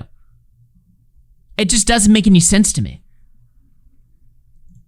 A Wonderful Galaxy through 5 says, you made Jalen want to off herself. Apologize. Listen, I am the fucking nicest guy. And that's the other thing too. Like, Jalen, another example, like these people that are like fucking crazy online, they never pick the right targets. Like Jalen, everybody in the fucking internet covers Jalen. Sensitive Society, Optimus, me, all these people. But for some reason, Jalen's mortal enemy is Nick DiOrio and then 2 guys on Twitter. Why? Why are these the people causing you the most stress? It just doesn't make any sense. It doesn't, though. It doesn't. You're a piece of shit. That's why H3 owns you, and that's why I'm family with them now. Well, you got manipulated, like, you know, and you manipulate other people, and we've seen it on video with you and that girl. And you don't, Keem. That's a prime example. But what I'm saying is when you say KEEMSTAR made me want to kill myself, I don't know if that's true. I don't know if that's just manipulation where you want sympathy and you're trying to win this argument right now. What do you need me to do to What do you need me to do to prove it? Do you need me to go jump off a bridge and tweet and No, absolutely not. That's no. All I want is the best for FouseyTube, and I still want that, even though I'm pissed off that you're lying about me and shit. I still want that. As far as you and Happy Punch, shit! I never big donation. Fousey is an adult man that can make his own decisions, and yet everything is Keem's fault. Fousey yells at Keem for not owning his crap and while at the same time not owning up to his actions. Yeah, like this whole call, he's just like manically spouting. You know, I don't even want to say that word because it takes like fucking agency away from what he's saying. But Fousey is literally like the entire call just like spouting insane allegation after insane allegation. But then he's also in control for some reason, changing the fucking subject. Like he did, I mean, control-wise, he did actually very well at this conversation. It's just fucking crazy to me. I don't know why. But later on in this call, I actually am texting KEEMSTAR because I was like, ask him like what he thinks happened in the fucking call. And Keem does ask him. So we are going to see the call return, and we are going to get some more details about it. But I had to like fucking, because I was trying to call into the fucking stream, but they wouldn't let me on. So I was like texting Keem. I was like, ask him this. Like, what the fuck? Like, he's getting away with this. I love when he plugs his fitness website. Yeah, true. You leave Happy Punch. I begged you not to leave. That was your decision. Your decision. You gave me one choice. You gave me one choice. I do the content or I'm out. Keem, why can't I be 50% shareholder like you and do behind the scenes? Why can't I manage Dean? Why can't I manage Saw Poppy? Why can't I fly out and take care of them? Because I do that, Fousey. I need you to be the content. The Happy Punch makes $0. Yeah, but you're summing up. You're summing up an entire year with one conversation. That conversation is close to the truth. It's close to the truth, but it's not exactly the fucking truth, right? That is close to the truth, but that's at the end after I've already had patience, after I already had so many broken promises from you. If you're gonna— Whoa, we're getting a live breaking update. Putting the timeline together, I just hit a dog going 70 miles on my truck. Such a shitty Xmas Eve right now. It ran right up on the highway. I hate this year so much. Fousey buries Dollar in the Woods. Wait, let me see. When did this video come out? This video came out. Oh, we don't have the date. Whatever, the date doesn't matter. It was after the fucking Keem tweet. Then he makes the fucking video. So, there we go. The timeline is being built. The lore is official now. Fousey and H3 both need to be asked on lives why they choose not to mention that Etika's whole family said they never blamed Keem. Yeah, well, it's not convenient for the narrative, obviously. And H3 both need to be asked on lives why they choose to not mention that Etika's whole family said they never blamed Keem. Well, H3 is like, he has directly made the accusation that Keem killed Etika multiple fucking times. Fousey's just saying this in like the fucking heat of the moment. He's trying to pull anything out of his ass to fucking own Keem. You're gonna do that, and then you don't do anything, or I own you just that in go the video. for a week. I said that on the podcast. I said that on the podcast, dog. I know, but when you tell the story at the end where Fousey has already fucked up 10,000 times, and KEEMSTAR is at his wit's end, like, and given an ultimatum. But you just tell the ultimatum, and he did not kill Etika, but he definitely killed Dollar. Yeah, big agree there. Story. You take no accountability for you fucking slacking and not doing shit and fucking screwing me over as a fucking friend and business partner. You don't tell that part of the story. Yo, you want more truth? Okay, change the subject again. When it comes on you and I just hit you with some shit, you can't just be like, you know what, your shit you're is right. Weak, dog. No, we got to change to a new allegation. Your shit is G6 as fuck. You're G1, but your shit is G6. I'm G7. Owned. Fucking owned. Nothing to me. That night I recorded, nothing means anything to you but money, your 16-year-old girlfriend. And whoa, Keem's a fucking pedo. Throw that at him too. Fuck it. Keem killed the old man. He killed Etika. He's a fucking pedo. Like, fuck it. Just throw the whole fucking I mean, at this point in the conversation, he might as well just say that shit. Why not? He's already gone this far. Fuck it. Just unload everything. Put Dollar under the tires. The Matrix put Dollar under the tire. Yeah, the Matrix killed Dollar. That's too far, Nothing else. man. That's too far. See, that's funny. Go fuck yourself, whoever's saying it's too far. This guy made me want to kill myself multiple times. You're always nice to her. Yeah, they just hung out. Keep in mind, again, Keem and Fousey partied 2 weeks ago. All of a sudden, she's 16 now. Weird. It's not like you're not trying to manipulate. No, it's because I'm angry and you made me want to kill myself, and I'm finally telling you the God. What is G7? That's his fucking fan base or whatever. I don't know. It's some channel meme of his. Thank you for the gifted subs, Critical Shogun. Easy to keep saying he's trying to make you feel like you kill yourself. Like what? Sorry, I said that so wrong. But what the? No, that's just your own mental health. Like, nobody can make you like literally feel That's like the dumbest thing I've ever heard, respectfully. Other people have entire influence on whether somebody else self-harms themselves. I don't think you're good right now. I don't think that's true. I mean that. He got really triggered when this one girl in the call was like, nobody can make you kill yourself. He was like, fuck you. Like, he really hated that. Yeah, I don't think one sole person can do that to a guy. Just make them like, I will kill myself solely because of you. You fucking torture me this much. No. And I mean that as a former friend, because I can't be friends with liars and shit, but like maybe down the road I could forgive you because you're not well, but You're not well, man. You're not. There's no way. There's no way you're well right now. I don't need your forgiveness. You want to know what I told my mom the day I decided to leave Happy Punch? What? I was crying to her at a hookah spot. The waitress just spilled Diet Pepsi all over my new laptop. I was broke. I begged you to give me money to do the DanaTube shit. You said, why would I give you money when you're 50% owner? Keem, I'm broke. How do you... No, I gave you money. No. I gave you money. And then you know what? You know what I told my mom? Yeah. I said, Mama, working for Keem makes me very unhappy.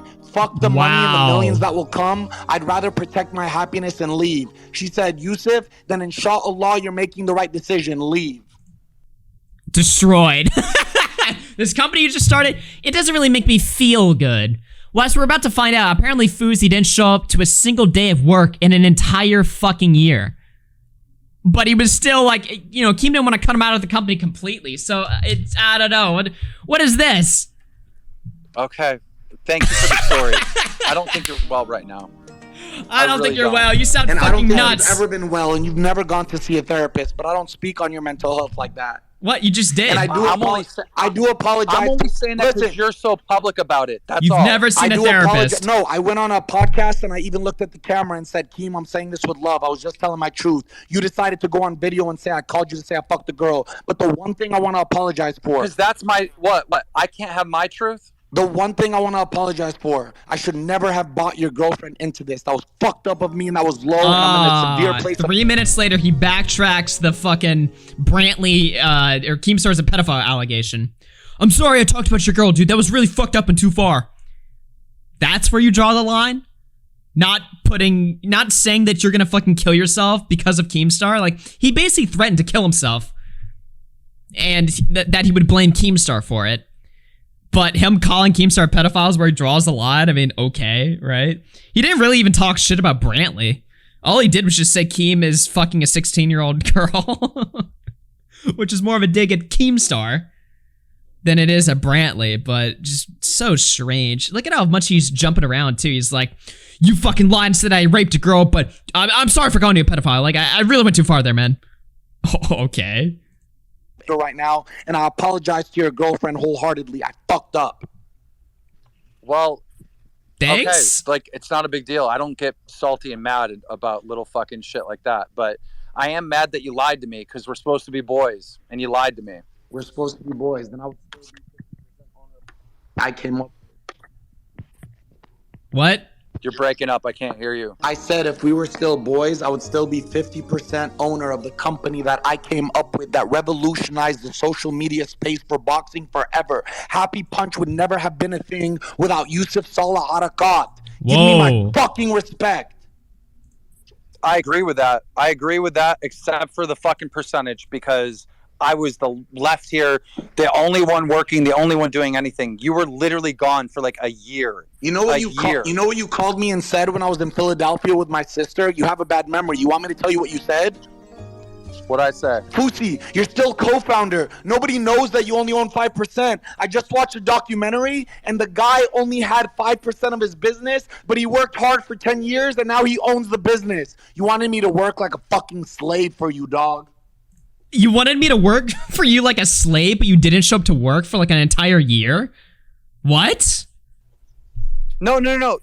The reason why I bought your shares is because you didn't work at all. Yeah. You can't manipulate it. You can't, wait. You can't manipulate it and say, guys, Keem wanted me to work like a dog. No. The reality is you didn't work at all for like a year. And so I had to buy your shares. Keem, you know what you told me when you bought my shares? Your justification was, Yusuf, I'm going to have to invest my own money to hire a full-time DanaTube that was supposed to be you. It's been that is over true. It's been over 9 months. I didn't do it. It's been over 9 months. Yep. Who did you hire with your own money, Keem? Fair. That's a fair Keem, point. I didn't say that. When you called me and said, DanaTube, we need you back. Work the Misfits event. I said, Keem, my mom and sister said I can only do it if you pay me. You said, I have no budget, dog. I can't. But come on, you'll be sitting next to me in Mams. Wait, what? Bro, dude, why is there allegation after allegation? Why can't we just stay on one topic at one thing? Because you've done a lot of fucking So dirty first shit. of all, first of all, there is something you said that makes me seem pretty shitty, but it is true, right? I did tell you, all right, that I absolutely needed to buy your shares, and then I need to invest money into someone making content for Happy Punch. That is true. That is a fact. And then I never did that. But there's multiple reasons. One, I can't find the right person. I'm trying to develop the fan into being that person. And two, bro, No wonder he's on your dick so much. Hold on. No wonder he's Hold on on, your dick Fousey. so much. Okay, good point. Good point. Yeah. Hold on, Fousey. The other thing is, I've lost faith in fucking YouTube. And it's not just me. You've lost faith in YouTube. That's why you're streaming now. Everyone's losing faith in YouTube. I don't know what the platform is for Happy Punch content in the future, but it's not going to be YouTube. So it's just stuff that I still need to figure out. It's a lot running this business by myself. You know, you said the only reason why I'm relevant in this time, 2023, is because of Happy Punch. And yeah, that's fair. That's all I do right now. That's literally all I do. That's like saying, like, you're only relevant because of Twitch right now, because that's all you do. Like, what the fuck is this? Keem, what I mean by that, though, is on Twitch, I started my subathon, no manager, no PR, no assistant, no dollars in my pocket, nothing but a fucking iPhone. And you're not even supposed to stream on iPhones. What are you talking about, dude? You're all over the fucking map. What is this? So he's mad that fucking KEEMSTAR stole his company, allegedly, but he didn't show up to work, but he was also getting overworked like a slave. Okay? Then he's mad that fucking KEEMSTAR doesn't want to fucking kick him out of the company. He agrees that, no, you're a big part of this. We built this together, blah, blah, blah. So then he's moving on to this other shit. Like, what are we, where is this going? Where the fuck is this going? Then he's like, oh, you bought my shares or whatever, and you didn't hire a new guy. And Keem's like, well, I'm trying to fucking groom this fucking fan into the position or whatever. And he's like, well, no wonder that fan sucks you off. It's like, what are the allegations even? This conversation is going nowhere. We need to go back to the one important subject here, which is, why did KEEMSTAR kill Dollar in the Woods? Because honestly, that part of this call actually made a lot more sense than what we're talking about right now. Man, Fousey really exploded with anger here, inshallah. Yeah, he really is, he's going off, dude. Creature with the 10 months says, Fousey always manages to dig his grave even deeper. And the 88 threw a couple subs there. Thank you for that. Yeah, I don't know, dude. This fucking... Fousey is a complete fucking nutcase. Like, obviously. But it's just... We're so lost in the fucking sauce here. And for some reason, so Def Noodles joins, and he's gonna shit talk Def Noodles here in a second. I'm not even sure like what their fucking beef is. I do want to see more of it though. And Def Noodles, he was also hanging out with fucking Keem and Def Noodles. So Fousey's just gonna go into war with everybody. Everyone is like, you know what, fuck you. Honestly, Fousey should call into this stream. Every day for 36 days and got a multi-million-dollar deal with my own content. You built your entire living off other people's names. You've released one song and you Fousey, released a makeup. You would not be able to do that if you had work responsibilities in Happy Punch. If you had half your shares, you would not be able to stream 24/7. You would not be able to do any of that. I don't want your dirty ass shares. You know why? Because I don't have time to do anything.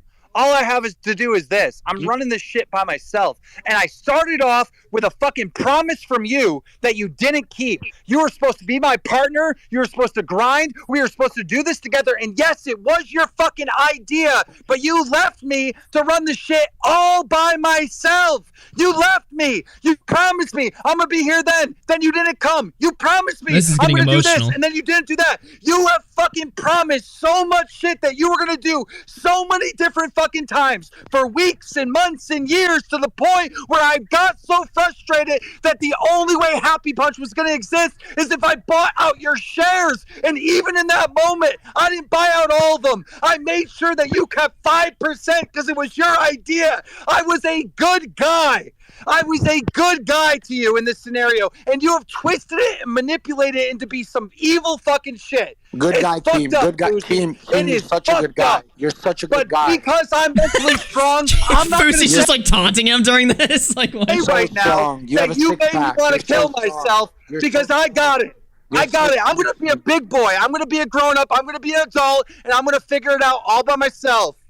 All by myself. Keem, when I had a broken nose after the Deji fight, and you called me and said, I need you at Austin McBroom. Is this the trauma Olympics? I get it. We both been through this shit with each other, but come on, are we really going to compare like you did this to me, you did No, that? I'm saying, you just made a point, and I'm saying, when I had a broken nose, I just got evicted, I broke up with my girlfriend, you called me, I need you at the Austin McBroom, do a face-off with Austin and Gibb. I go there, no hesitations. What the fuck are we talking about? When I had a broken nose, like every fucking story.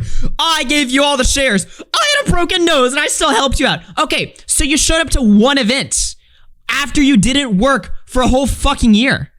What? Who cares? Go up to Gibb. Yo, Keem told me I'm doing a face-off with you in Austin. No, you're not, bro. My fight is tomorrow. Respectfully, dog. You guys got to give me my space. I still go outside.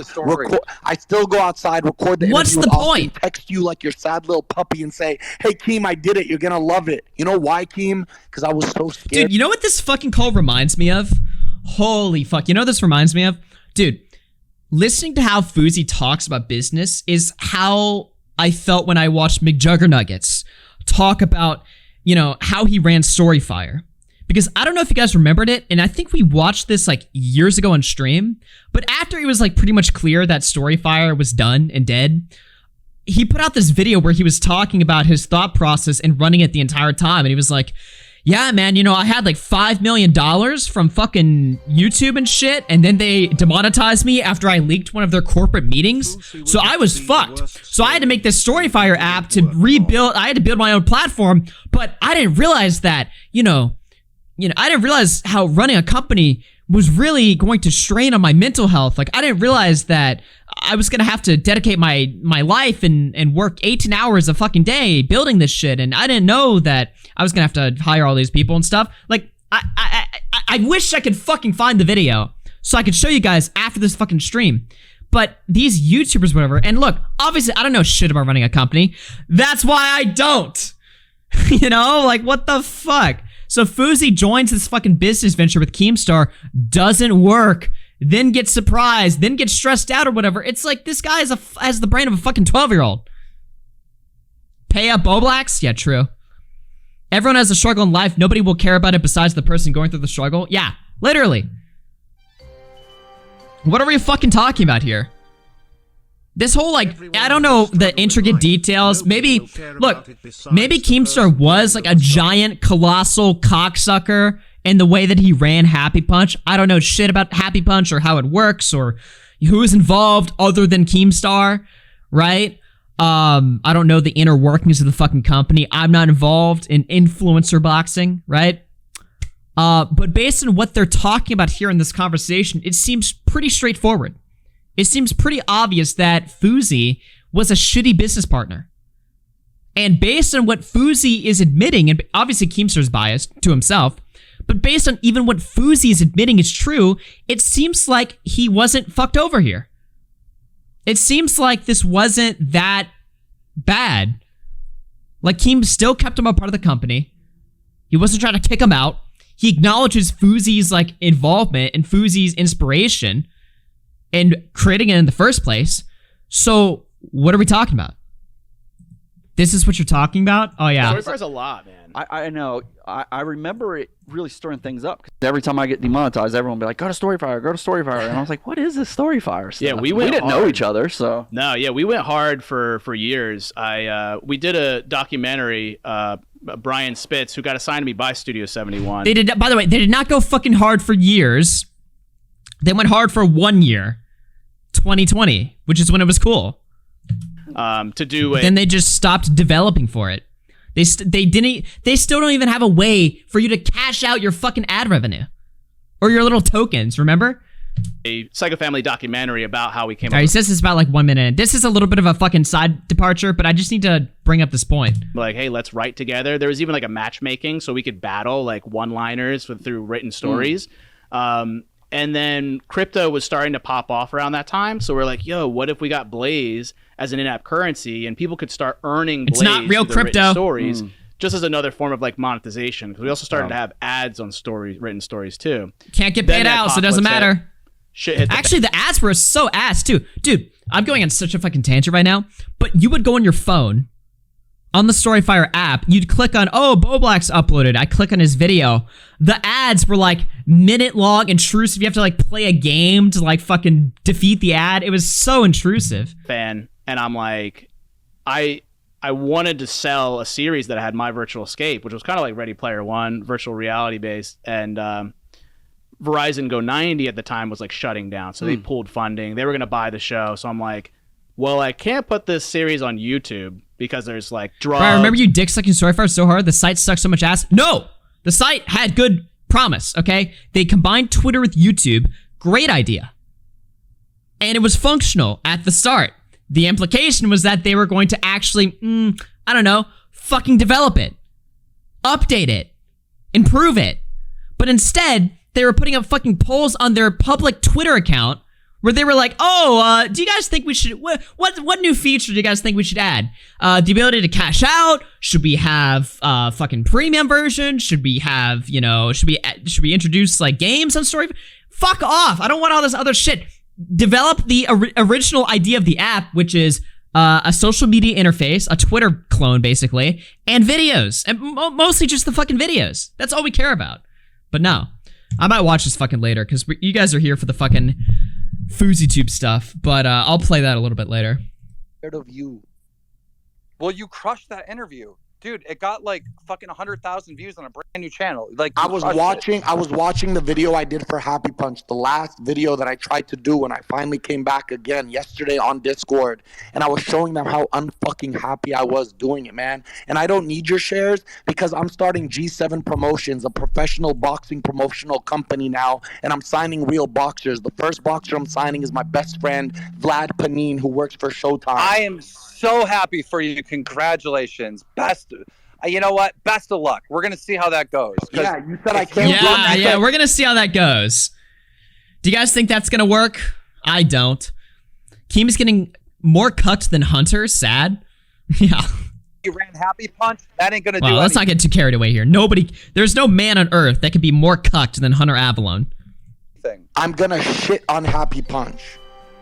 Okay, whoa. Awesome. We need some competition in the space. You're not competition because you have no competition. The only competition you had with Wade. But Wade runs the show, Keem. Wade is who KEEMSTAR used to be.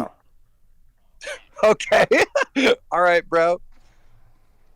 Yo, I don't give a fuck if you have the fan or any of these misfits people supporting you. I'm speaking my truth. I finally signed a deal. I don't have financial insecurity. There is no my truth. There's only the truth, man. No, and there's two sides to every story.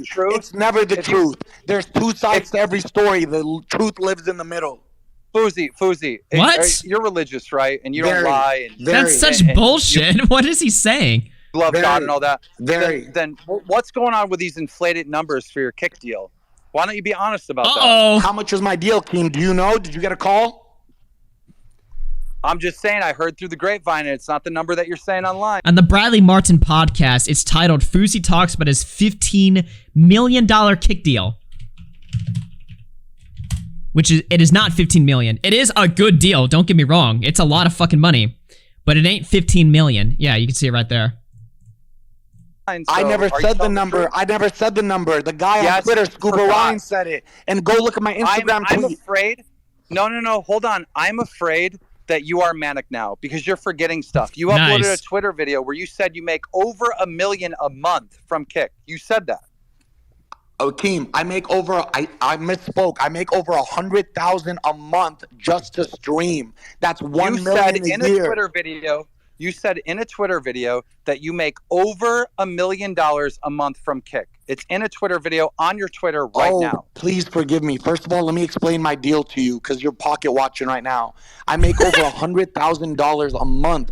High 100,000 just to stream. No sub money, no nothing. If I had the 33,000 subs I had on Twitch on Kick, that's an extra 148,000 a year on top of the cash bonus that they're giving me. You don't know my deal. I know that you lied on Twitter. I know that much. That's what I'm talking about. All right. I'm talking about you lying. All right. When I open up a masjid, when I open up a gym, when I launch G7 Promotions, when I start a nonprofit, I'll post a picture and send it to you each time and wave at you and say, hey. When I open up a gym, he's going to open up all this shit? for you. I'm opening up a casino. I'm not a hater. I like to see people succeed. Right? What I'm talking about, what you Keem's keep cock changing watching? the subject of right now is about the lies. Like you said that you're getting X amount of dollars a month from Kick, and I don't think that's true, but I don't know. You tell me.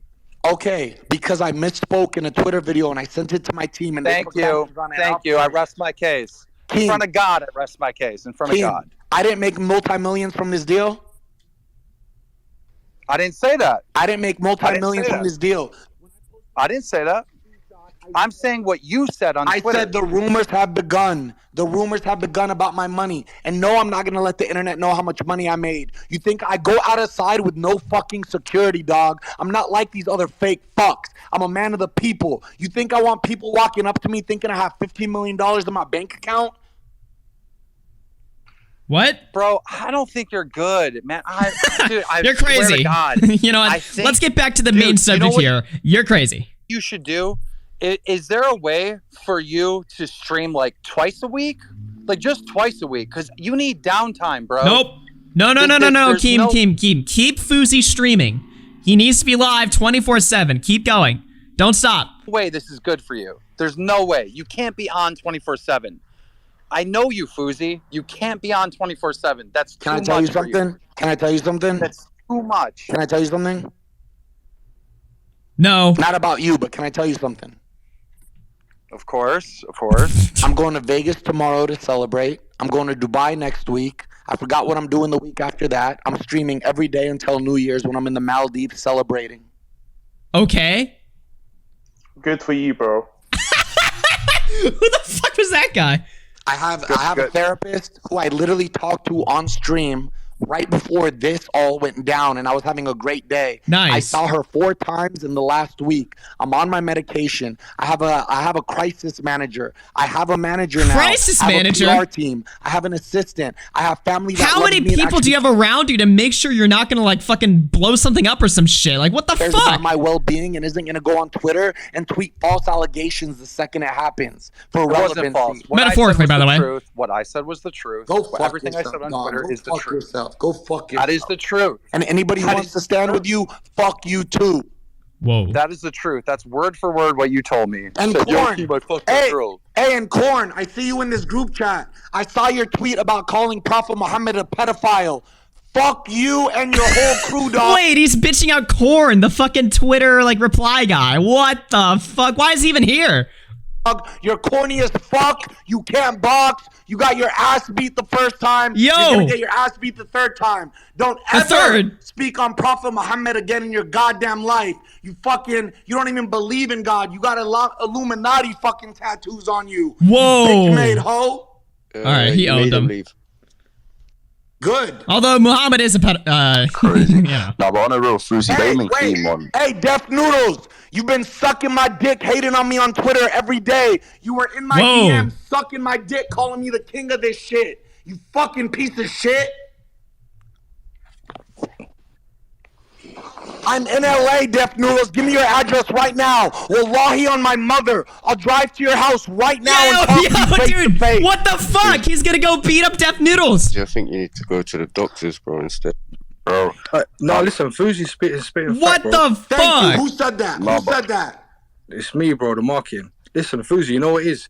A lot of people was waiting on your downfall to throw daggers in it your wasn't back. that, bro. They pretended to be your friends. Listen, everybody. Fousey, you manipulated everyone, bro. I don't give a fuck, bro. You manipulated everyone. You ain't manipulating You know no what one. you're Listen, doing, listen. bro. Fousey, you know what Now, you're doing. I like how everybody in the call is not jumping on his dick, but the two people that called out, like Deaf Noodles is muted. He's not even fucking engaging with that. And Corn left as soon as he started calling out Corn. What the fuck was that? Like, why did Corn leave? He should have stayed there and unmuted. Bro, you know exactly what you're doing. Nah, the fan, let me tell you something. Listen. Hey, fan, Why are these random people shitting on him? Why not Deaf Noodles and Corn? Fousey, you can't be on 24/7. Hey, the fan. That's I'm gonna streaming 24/7. Wait, dude, I forgot I was signed into the fucking Hooked account. Wait, this looks so stupid. I tell you this with love, brother. Let me talk to the fan. The fan, can you hear me? Yeah, I can hear you, bro.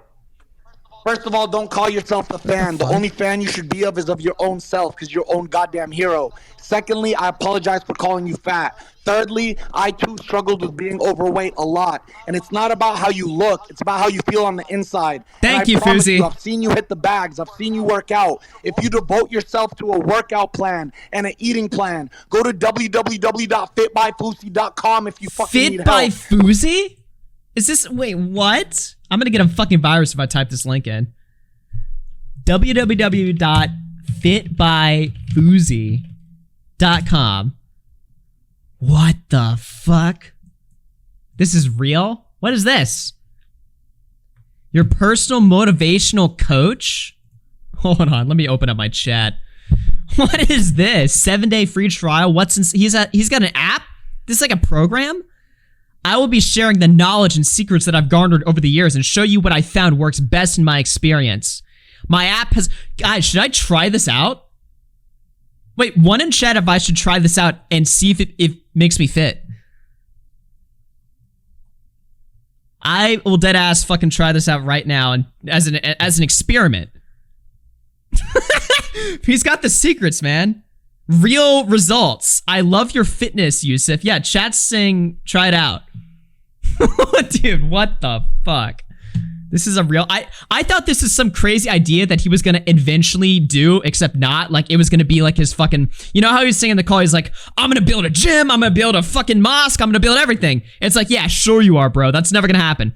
I thought this is some crazy idea he had that he never actually implemented. This is a real thing that he made.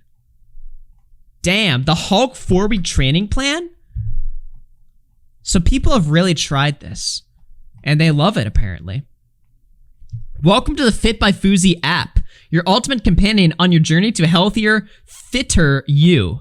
I'm Yusuf Arakat, also known as Fousey, and I'm excited to share my personal weight loss story and help you achieve your fitness goals. Guys, this will be what turns me into a real man, all right? I should look into this. What the fuck, man? All right, well, you know what? We're getting distracted. We'll take a look at that later.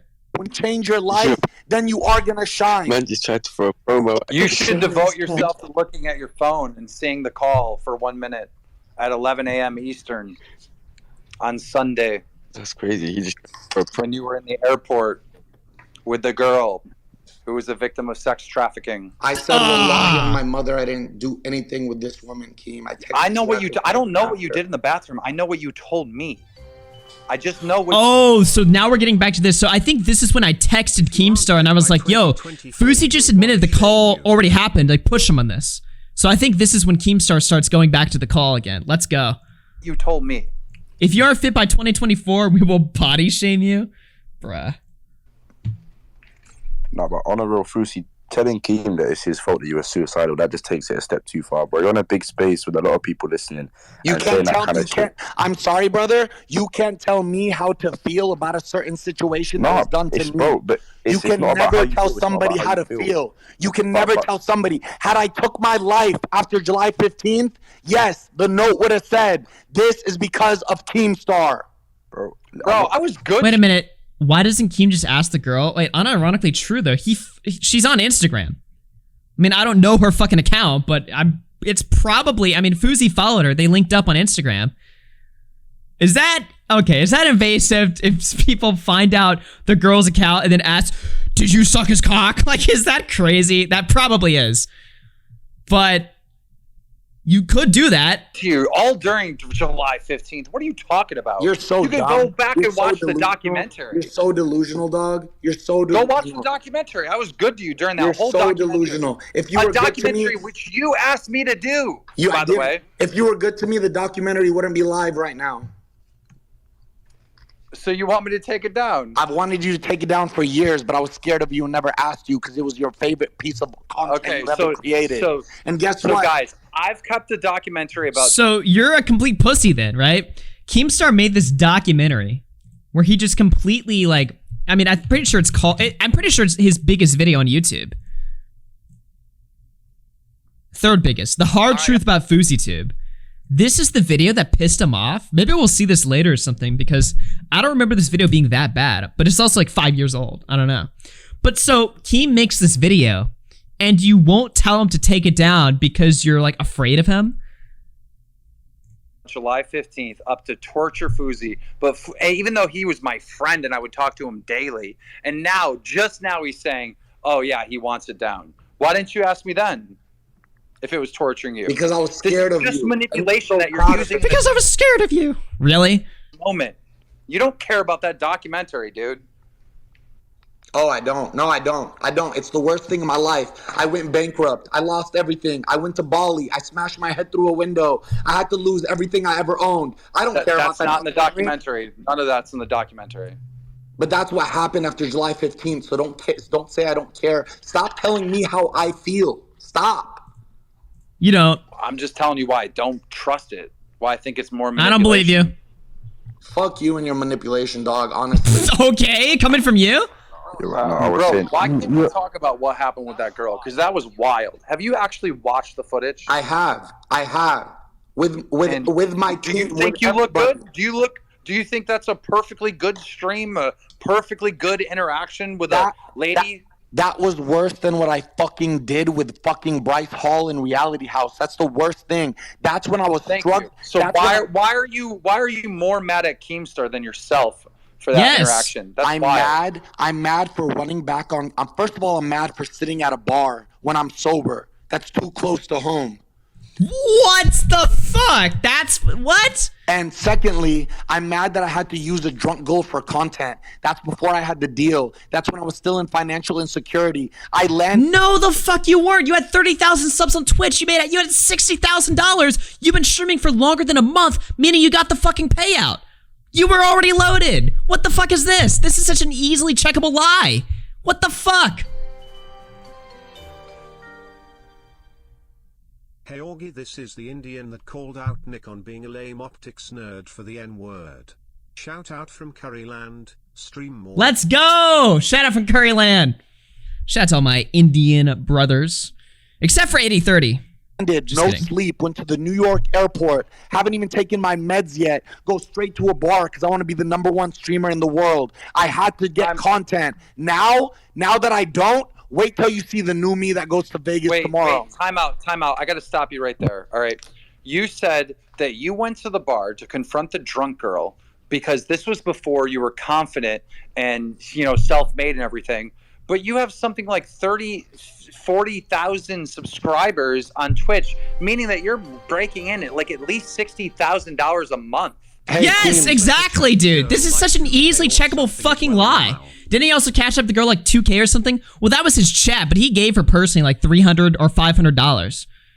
I made $200,000 for fighting Deji. You paid me $100,000 for Happy Punch. After 2 months, guess how much of those $300,000 was left after I had to pay for lawyers? Why can't we stay on what we're talking about right now? Because I'm answering your fucking question. Why are we going to a new thing? I'm answering your fucking question, Keem. Just because you make money for 1 month doesn't mean you're financially stable. When I called my brother and said, what should I invest in? He said, Yusuf, you don't have money. Bro, every fucking stream, he's like driving in fancy ass fucking cars. He's like hanging out in like decently fucking nice places to live or whatever. I don't know if that's where he lives, but he's in like good Airbnbs. He's flying across the world. He's constantly traveling, constantly doing stuff that costs, I don't know, money, indicating that he has money. He's not broke. He's not anywhere close to being broke. Yet 50% is going to taxes. You live in LA. Save it in the bank for 1 year. After that year, after you pay your taxes, then you invest. I made money for 1 year. Do you know how much I have to pay off right now? You weren't broke. You want me to post a screenshot of how much I had just didn't happen. The subathon? I'm gonna tell you, Keem, because I took a screenshot yesterday before this subathon started, Keem. Dude, he was just flexing. I'm gonna build a gym. I'm gonna build a mosque. I'm gonna fly to Dubai. I'm gonna do all this shit. Oh, but you only came up with those plans after you got the fucking whatever $5 million fucking kick deal? Really? So all of a sudden now you're the fucking big dog, but before you were broke. I don't believe you. I can't find it. $24,000. You know how much my credit card bill was? $30,000. My final savings. My God. Okay, who cares? You didn't have to take advantage of that drunk girl. Oh, you didn't have to take advantage of that girl who's I'm manipulated. I'm You manipulated. didn't have to like Hey, run Keith, this guess what? campaign that I'm a good guy. I'm gonna go like let's raise money for her and help her out. Present yourself as such a saint and a good dude. Look at you right? still trying to be and then manipulative. Come back and say that you just joined the Mile High Club. Like that was disgusting behavior. Look at you what trying the to be fuck was manipulative, that? Keem. Keem, look at you trying to be manipulative now, saying By that what? Restating your fucking actions? That's being manipulative? Point out the lie. What happened? That I did all the shit. Is that not what happened? I did not fuck the girl, Keem. You said you did. And what did I do after said that? you did. And what did I do after that? Then you got canceled by your chat in real time and switched it up and said it was a joke. Oh, it was just a joke. So you're joking about a fucking victim of sex trafficking, of fucking her or getting a blowjob in the bathroom? Why do you That's think even I started worse. crying? What Why do the you think I fuck? started crying? Why do you think I started crying as a sex addict? From guilt? Because you fucked her and then lied about it? Is that why you started fucking crying? That's why I think you started crying, but you're denying all of that. And then you get mad when people are like, I don't believe you. Why the fuck would we believe you? Your entire fucking career is lying. Again, Fousey in this call said, I never touched that girl. You were fucking groping her and all over her shit within like 2 minutes of the fucking conversation. You know?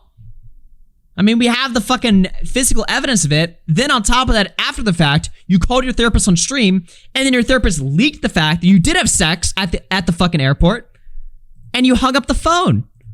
Now, I would like to see more context to this fucking clip, just so that I know that's exactly what we're talking about. But again, I'll play it if you guys missed it. Oh, you know, a friend of mine tried to say today that I wasn't sober. It was so hurtful. You've been sober until that thing in the airport. I know that. Right? Right? Love you, Susie. Yeah, I love And then he you. leaves. He fucking leaves, dude. Why? Check Discord DMs when you get the chance. All right, I will. Okay, nice name, by the way. Colton the Airport. Yeah, good one. You admitted that you played a role in sex trafficking in the past. That you were a John. You were a client to victims of sex trafficking. It was a horrible video. Horrible stream. I said I used to have a sex addiction where I had to go to massage parlors and I don't have validation, but I wouldn't doubt if some of these women. No, that's what you said after the stream. During the stream, you said something different. Not true. And you're more mad at Def Not Noodles true. calling you out. You're more mad at Keemstar or any news outlet covering this story. You're in private telling our mutual friends, this is how I'm going to play it. Right? You're manipulating shit. Who did I tell mutual friends to that this is how I'm gonna play it, Keem? You know, this is how I'm gonna play Oh, it. name the names. No, Keem, name the names. Who did I say that to? Who did I say that to? You know. I don't. Wallahi, I don't know. Who did I say that to? Well, I'm not gonna out anyone. No, but Keem, out him. Name the names. it is what. Just forget that part. Then I don't care. Hey, Whoa. Can I tell you something? Yeah, go ahead. I don't care how All many. right, Keem, nah, dude, Keem. Okay, that is a Keem L. He has to fucking drop that information, right? He can't just fucking dangle something like that fucks Fousey that hard. Like, Keem is saying that Fousey was messaging other people that were mutuals with Keem, saying this is how he's gonna play it off, like running a whole fucking gay op to fucking save his ass. We gotta fucking hear the names now. Name them. People in this Twitter space take your back. I don't care how many people in the boxing community take your back. G7 doesn't fuck with you and will never fuck with you. I hope you have a great life, dog. That's a weird. That's a weird threat, bro. That's a weird threat. And then bro. he leaves. Oh no, G7 doesn't fuck with me. Oh no, like what the fuck? That's just so weird, bro. Like what is going on? Guys, unfortunately, we have found out in this 11th hour of this horrible I think that is war finally. that G7 doesn't fuck with Keemstar. It's a wrap, guys. My career is done and over with, man. Dude, I'm fucking blue-balled. I don't remember that part. I must have not heard the very end or whatever, but now I'm blue-balled because I need to know those fucking names. Who the fuck was Fousey DMing, conspiring to save his own ass? When was this happening, and who are the names? Dude, I'm fucking dying now. What the fuck? That's like the biggest, like, you know, not plot twist, because we already knew Fousey was fucked. But now I need to know, because that really does not, because he is adamant. This whole call, he was like, I never fucked her. He swore in his, like, dead grandma and everything, and God, that he never fucked her. completely adamant. And even when Keemstar gave him the out, like, oh, well, were you just joking with me when you told me that same thing on the phone at 11:14 on August 6th?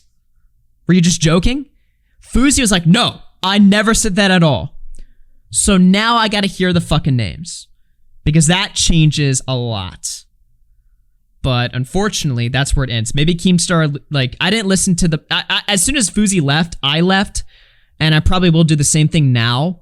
But let me just listen for a few minutes. Maybe he fucking elaborates, but I'm guessing not. You can tell that I'm frustrated, but I'm not as mad as I was earlier when he was lying about the fucking phone call, all right? I'm not really that mad because I think he's sick. I think he's manic. I seen this in July 15th. I don't think he's well right now. Like that's what I think is going on. This is now, not him.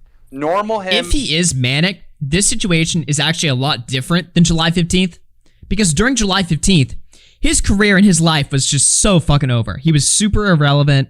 His channel was not going anywhere. His streams were not going anywhere, right? So in that stage of his mania, he had like already lost everything. Now in this, if he truly is manic this time, he's in a much different position, because right now he's actually at the top of his career.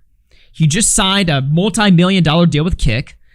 You know, his Twitch, he's the biggest streamer on Twitch right now. 30,000 subs. He is blowing up, going viral every fucking day. So now he's got all of this money and ego, which is probably manipulating his mind to some extent, even if whether he is or is not manic. He's in a much different position now, because now he has a lot to lose, but he's also in a stable financial position, but it's like making him this egotistical fucking maniac, which is interesting. Not like this. There is depressed him, which I've seen, which is a completely different person. Then there's normal Fousey, and then there's this. And this Fousey is like manic, but there's no excuse. Yeah, that's pretty much how I feel. Manic to me, man. I'm sorry. That's what it looks like. To me, he doesn't sound manic, but I also don't know really jack shit about it, so.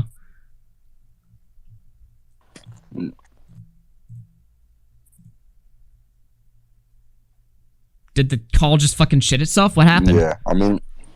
Everyone's just like, yeah, whatever. It's not even that I was telling him how to feel, it's just... Now, I want somebody in this call to press Keemstar and name the sources, but I guess that's not going to happen. And I will do it too. Next time I talk to Keemstar, I will try and ask him, but if he's not going to say it here, then I doubt he'll fucking reveal it at all. But, dude, that's just... We need to know now. Putting that on someone is a very big thing, especially when...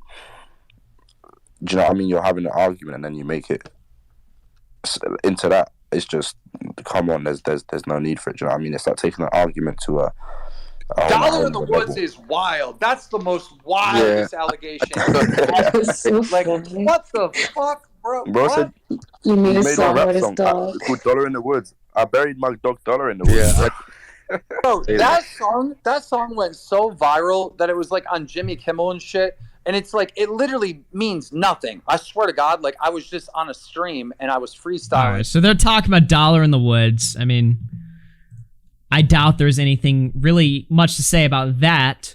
Now, I will say this. Here's the deal, all right? So we got the fucking timeline update, all that fucking bullshit.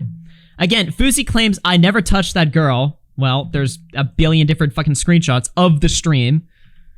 Then there's his therapist, which I already just played. So the drama continues, right? So Fousey, he tweets out the clip. Fousey blocks fucking Keemstar. Apparently this is what happened. Oh, this is a bad clip. Hold on. I went and got a hand job at a massage parlor because I'm a fucking addict. Okay? That's why. You don't need to know everything about my fucking life. I'm blocking his ass. Right here. KEEMSTAR. So Fousey's claiming in this clip, unless there's context that I'm missing here, that he got a fucking hand job at a massage parlor at an airport. Where does this happen? At the Toronto airport, specifically. So apparently at the Toronto airport, you can get hand jobs from the massage parlor inside the airport. This is a thing that they just do there. Is that true? I don't think that's fucking true. Like, what? Okay. So that's his fucking claim there. That's why he's now claiming that the therapist that, you know, said that he's not, you know, oh, you're sober from sex or whatever, except for the airport incident. He's like, no, I didn't have sex with the girl at the airport. I went to a massage parlor and got jerked off. Okay. I don't believe that either, but all right. So then now, of course, he's been banned from Twitch. This is his second ban he's got in a week. I don't think we know the specific reasoning yet, but this might be the reason. And I did clip this out, so I might have accidentally got Fousey banned, which was not my intention, but this might be the reason that he got banned. I'm not sure. Oh, okay, that shit was really loud. Sorry. Hold on, I'll play that in a second. Augie, check your Twitter mentions. I posted proof of the killing of Dollar. All right, I'll check my Twitter mentions in a second here. I did in the airport, but the smartest shit I did was take the bullet out of that gun, cause I'd have killed him. Shit, I would've shot Keen and them both. It's my life. I like to welcome y'all to the Eminem show. I'm sorry, mama. Shot KEEMSTAR. He wants KEEMSTAR death. Total KEEMSTAR death. Total fucking KEEMSTAR death. So that might be why he got banned. Now, I will check quickly to see if there's any news outlets talking about this. What the fuck is this? Did I misspell Jarm Alert? There we go.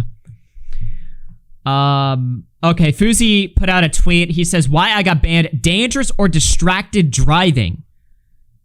Well, he was doing a lot of that for a while, so I guess that's the real reason. By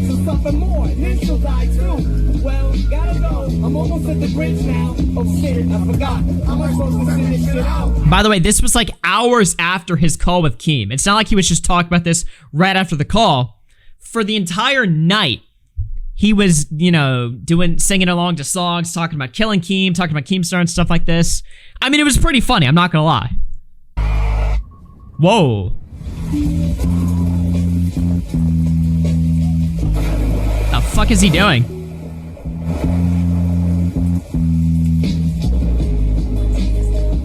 What?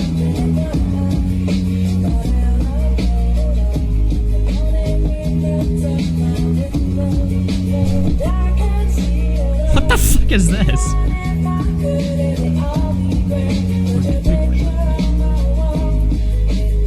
Bruh.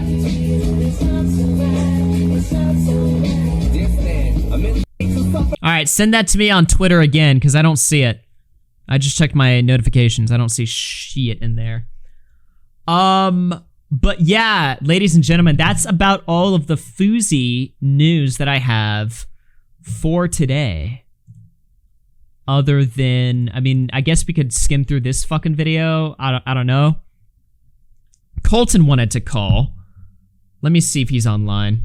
He just met FouseyTube 2 weeks ago. And FouseyTube should call in. I want to question FouseyTube. What's up, Colton? Hello, Augie. Why are you so quiet? Hold on. Sorry. How about now? All right, there you go. What do you have to say about FouseyTube? Dude, no more counseling. We don't negotiate with therapists. So there's a lot of stuff going on. So, you know who Fousey was really scared of? Who? Me. No, it was nobody. He was fucking, like, happy talking to Keem. He's completely fucking lying. Like, he was, like, in a good mood the whole night. The idea that... And, by the way, this isn't the first time he done it either. I did some research. I'm Colton News Network again. Oh, shit. He bend over, Augie. So... What? I didn't mean to say that, sorry. What the fuck are you talking about?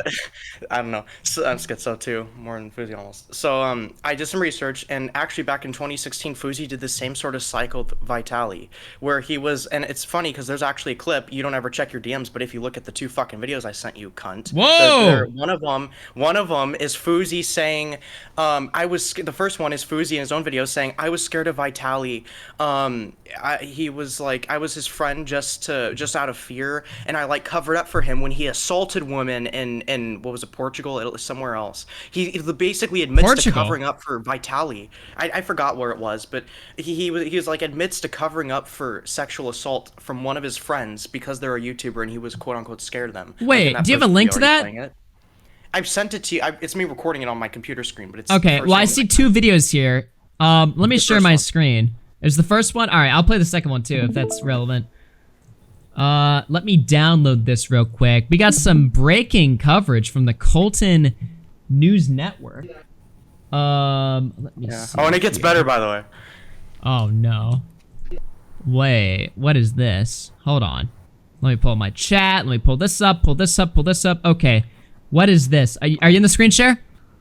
Yeah, I am. All right, let me play this right now. All right, gamers. You didn't talk about you assaulting women in Brazil. You didn't talk about me protecting you in your career. So he protects Vitali after he assaults women in Brazil? I assume he means sexually assaults. Could that be related to what? Wait, hold on. What video is this? I forgot. That was just in Turkey Tom's prank video. I don't know. Turkey Tom? I just had it on while I was animating. Yeah, Turkey Tom's video on the prank channels. He had that in there from like a year ago. And I was like, wait, how did he not remember this? Like, he covered it. All right, what's the second clip you sent me? The second one is on Drama Alert. Keem asked him, have you ever been with prostitutes or hookers? Have you done any sex work? And after a second, Fousey's like, no. And then Vitali's like, I can't believe you just lied about that. What the fuck? You did it all the time. Wait a minute. What the fuck? Hold on. Seems like he wasn't always honest about his addiction, or it just so happened to start after after this incident. All right, let me play this right now. Let me ask Fousey a question. Fousey, have you ever had an escort, a hooker, a prostitute? No, and never in your life. You know what? You can't do that. Bro, So he says no, and then Vitali's flipping the fuck out like he saw. So I don't know if the signs were there all along. What the fuck? Isn't that pretty interesting? Yes. Now I also have something else here. This is why you respond to my DMs, Augustus. So I have some other things here. Hold on. Fuck, what was the other thing? So the other thing, I need to find the clip. If someone has it, please tag Augie, harass him on Twitter with it. But I'm going to find out here while I talk. But there's another clip in his live stream, I believe it was yesterday, where it was after his therapist like leaked that on stream. He actually responded to Keem's clipping of it, and Fousey said, no, my therapist was talking about, she was talking about another incident where I relapsed at a massage parlor the same day as the airport. So he's now trying to say that the same day as the airport incident, nothing happened with the girl at the airport, but just so happens later that same day, he went to a massage parlor and relapsed anyway. Right. But that's not even what she said, because his therapist on the call said in the airport, not the same day as the airport. So he's twisting things again. And you said this about like mental health earlier, like can Mania explain all this stuff? Not all of it, no. Obviously a lot of like the flipping out, and I want to give him the benefit of the doubt so bad because of my own history with this stuff of like just sort of having like like an inconsistent like view of reality and sort of a warped perception. But he's so like smug about when he twists things, and he just has this attitude of like, I'm always in the right, you know, praise Allah, he gives me the power to be a fucking cunt. Like there's no reason, and there's no reason for him to be so condescending about what he does. And then he like tries to say, oh, the girl, like that was just a prank, man, I didn't do. Yeah, he pranked her all over her fucking face. Like there's no there's no consistency. Right. Yeah, he busted a fat prank. Like there's no reason for him to be like so like, oh, I'm the best. I am the Fousey. I'm G7. Can we spam G8? We're starting Colton's G8 movement. We're gonna take over FouseyTube. Fuck them. G8. I like how that rolls. Yeah. Yeah, gatekeepers. I'm gonna try to find gatekeep the fuck out of Fousey. Get this guy out of here. Yeah, let's gatekeep him out of the fucking airports. Keep him away from the bars. All right, I like where this is going. Okay.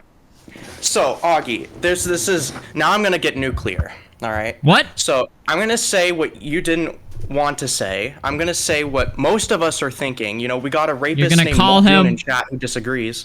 But all right. So listen, ladies and gentlemen in chat, what do we call it when a sober man manipulates an intoxicated woman into sexual favors? What do we call that? I'm gonna sound like Xylee. You're woke, I'm woke. What do we call that? You're literally pulling a Xylee right now. It's fucking. Well, I'll do one better. It's rape. It's at least assault. I'd call it rape because he takes advantage of a fucking drunk girl after she is intoxicated enough to spill her fucking history of sex trafficking. She's just saying her whole life story out of nowhere. W Riz, good one, chat. They call it W Riz? Are you sick fuck serious? What the fuck is wrong with the chat? Oh, wait. How many rapists do we have? How many people? Because I literally have a screenshot. I'm gonna send this to you, Augie. Someone in your chat literally said... It's a 4-letter word that starts with R and it's not rape. What? Yeah, it's not. Holy Augie, look fuck. what I sent you in chat. Someone in chat earlier, drunk people can have sex without it being considered assault. So I just said I found the rapist on my Throb and Horse. Wait, you're naming people in my chat? Look, all right, here's the deal. I can't speak on this subject. I'm not a drunk girl, so I can't comment on this. It's like talking about the N-word when you're not black. I will say this. I can say, as people fucking, as this got leaked, I guess, or I guess as I said, I have a history of being, oh Jesus, I have a history of being around drunk women, and I turn them down. You know why? Because I'm not a predator. I'm not a predator. Oh, that sounded bad. That sounded bad. Listen, Fousey. You really turned that around there. Now listen. Here's another thing, right? This is just to show the pattern. Even if you don't want to call it rape, you want to get into the gay semantics of Zero's not a pedophile. You know, like the label. You want to get hung up over that instead of what it is, which is he sweet talked a drunk girl. He manipulated her into sexual favors and paid her for it. So whatever. I guess that's well, that's fine, what I focus on. I focus on the actions rather than the label. I figured like whatever label the chat wants to apply, they'll do so regardless of whether I tell them to or not. You know what I mean? So it's like chat. You know, chat can say fuck. I learned that lesson a while ago. I learned that lesson a while ago. The fucking autistic debate over the fucking labels is just pointless. It sucks. I hate it. I agree. Yeah, I know. I'm done with labels. I agree. So unless it's like just we know what he did. Full on like indebatable, but everything's debatable. And that's why it's so fucking gay. I don't know. You're completely right. So, but I want to say another thing, if that's okay, real quick, to establish a pattern of behavior for him. Because in this sex addiction that apparently he was the primary victim of, even though according to him he was under the impression even at the time that those women were trafficked. So he, in his own head, it doesn't matter whether they were or not, because what he said on stream is he genuinely believed that they were victims of sex trafficking and they were being used for those purposes. And yet he still received those favors multiple times over and over and over again. And he kept saying, oh, I felt so guilty. I felt so guilty, man. Like, he felt so guilty that he did it over and over and over and over again. And now the lie that he's trying to say is he even relapsed the same day as the airport. He felt so guilty that he went to a massage parlor and did it again years later. He can't keep, he doesn't have my truth. He has 5 of his truths, all of which shoot each other in the fucking feet. He has a sex addiction, right? You know, a lot of people that are alcoholics, like what do you do when you wake up, you're hungover? You drink again, right? So maybe in his mind, all right, to be fair here, maybe he felt guilty about just the joke, not the action, because the action never happened. But the only way to cure the edge of the guilt and the anxiety that he was feeling in the moment was to get a hand job at the airport, which they have there. Apparently the Toronto airport, you can get hand jobs there, so... Dude, that explains, and that's another thing, right? Because Fousey's now trying to say nothing sexual ever happened in the bathroom. We just went to the gift shop. First off, they didn't come back with a gift. Second off, before they maybe left, the gift Fousey sucked. Gave his luggage. Maybe the Fousey he got a nice, feeling good prank, but they gave their luggage to the bartender. He's like, hell yeah, man. He gave their luggage to him, but you think if they were just going to get gifts, they could just roll their luggage along, you know, like with the wheels that they have, instead of like giving it to the fucking bartender and sneaking off to the gift shop for 10 minutes. And then and that's another thing. He keeps trying to twist the Keem thing. He keeps the gift of friendship. Good one, Harles Barkley, best chatter. He keeps like twisting things, like believe you pointed out earlier, which is that Keem is like saying, you called me and we had this conversation for a minute or so, and then I found out hours later and then texted you about it, and then we talked, and Fousey's like, I didn't call you. Oh, I just see what you pulled up on stream, but real quick, he was like, Fousey's like, I didn't call you. I can prove that because as you see, I texted you. So he's like trying to imply that, no, I couldn't have called you because we texted. But like, he's just ignoring Keem's receipts. He's just dodging it. He's playing dodgeball. This is interesting. So this is a bit of a breaking news here. So Fousey tweeted, my mama asked me to delete the YouTube video with Keem, so it's gone. I guess he clipped his response to KEEMSTAR on its channel, but now he deleted it. And I won't address it moving forward. Love you, G7 Mama. Please delete the video with Keem to avoid more drama, exposing in a bad way. You should be acting so calm and happy, ready for the new endeavor. So Mama Fousey has told Fousey to shut it down, basically. What the fuck? And then he tweeted it. I don't know why he would tweet this, but he did. So Ooh. okay. What's this? Delete the video. Sorry, mama. Okay, my team already gave me a big talk. Yes, Habibi, no need to damage your new image. Stay away from toxic people. Just ignore and go forward. Now every single hater waiting for you to do wrong. What? Okay, well. So I don't think we need to wait. Fousey's mom is watching our stream and is directing Fousey to silence the matter. That's clearly what this indicates, right? Because who else is talking about this other than us? So, FouseyTube, call in. Yeah, dude, if I want to talk to Fousey so bad, I just want to say, dude, as my backup dancer, I expected so much better from you. Like, when you signed the fucking tour agreement. I want to say, if Fousey's mom is watching this, look. What the fuck? You're about to dress Fousey's mom? Okay, yeah, let's hear it. Sure. I'm not gonna risk her. Relax. Listen, Fousey's mom, you failed. I'm sorry, but this is like, look. You gotta start over. Have another baby. Pay more attention to him. Right. Do right with the things you did wrong with Fousey. All right, I'm gonna hang up, dude. I'll talk to you later, man. All right, talk to you later. I think that's it. Yeah, see you. That was actually a good Colton call. I liked that call. You know, sometimes when I call Colton, I never, you know, it's like sticking my hand into a magician's hat. It's like, what am I gonna pull out? You know? Like, I remember, like, I had Colton on stream like a month ago. We were talking about, like, Tipster. And the entire time, he was like, Tipster told this other guy, slandering him the whole time. That he was like, wait, fuck, I got it wrong. And I'm like, really? What the fuck? But no, that was a good fucking Colton call. We love Colton here. We actually do. I always, you know, I'm not gonna lie, I've always been suspicious of Colton, but this year, you know, Colton's been doing a lot of good work, putting in the time. Funny callers, he's a funny guy. So, we appreciate Colton. I do want to pull up the video of him and Fousey dancing, because it's fucking funny. Somebody told me to check, Smaggle told me to check Twitter. Could you just link me your fucking account? I don't know where it is. I'm looking at my notifications. I don't see shit. So could you just tell me what your account is? Because otherwise, I don't know if I'll be able to pull it up. Colton got a lot from being kneeled on. Yes, exactly. You know, you got to get kneeled on to become powerful. Let me find this fucking video. From being kneeled on. His Gamer from Mars stream was ass. You know, I promoted it, but I didn't actually watch it because I was busy at the time, and people were like, dude, this stream was fucking crazy.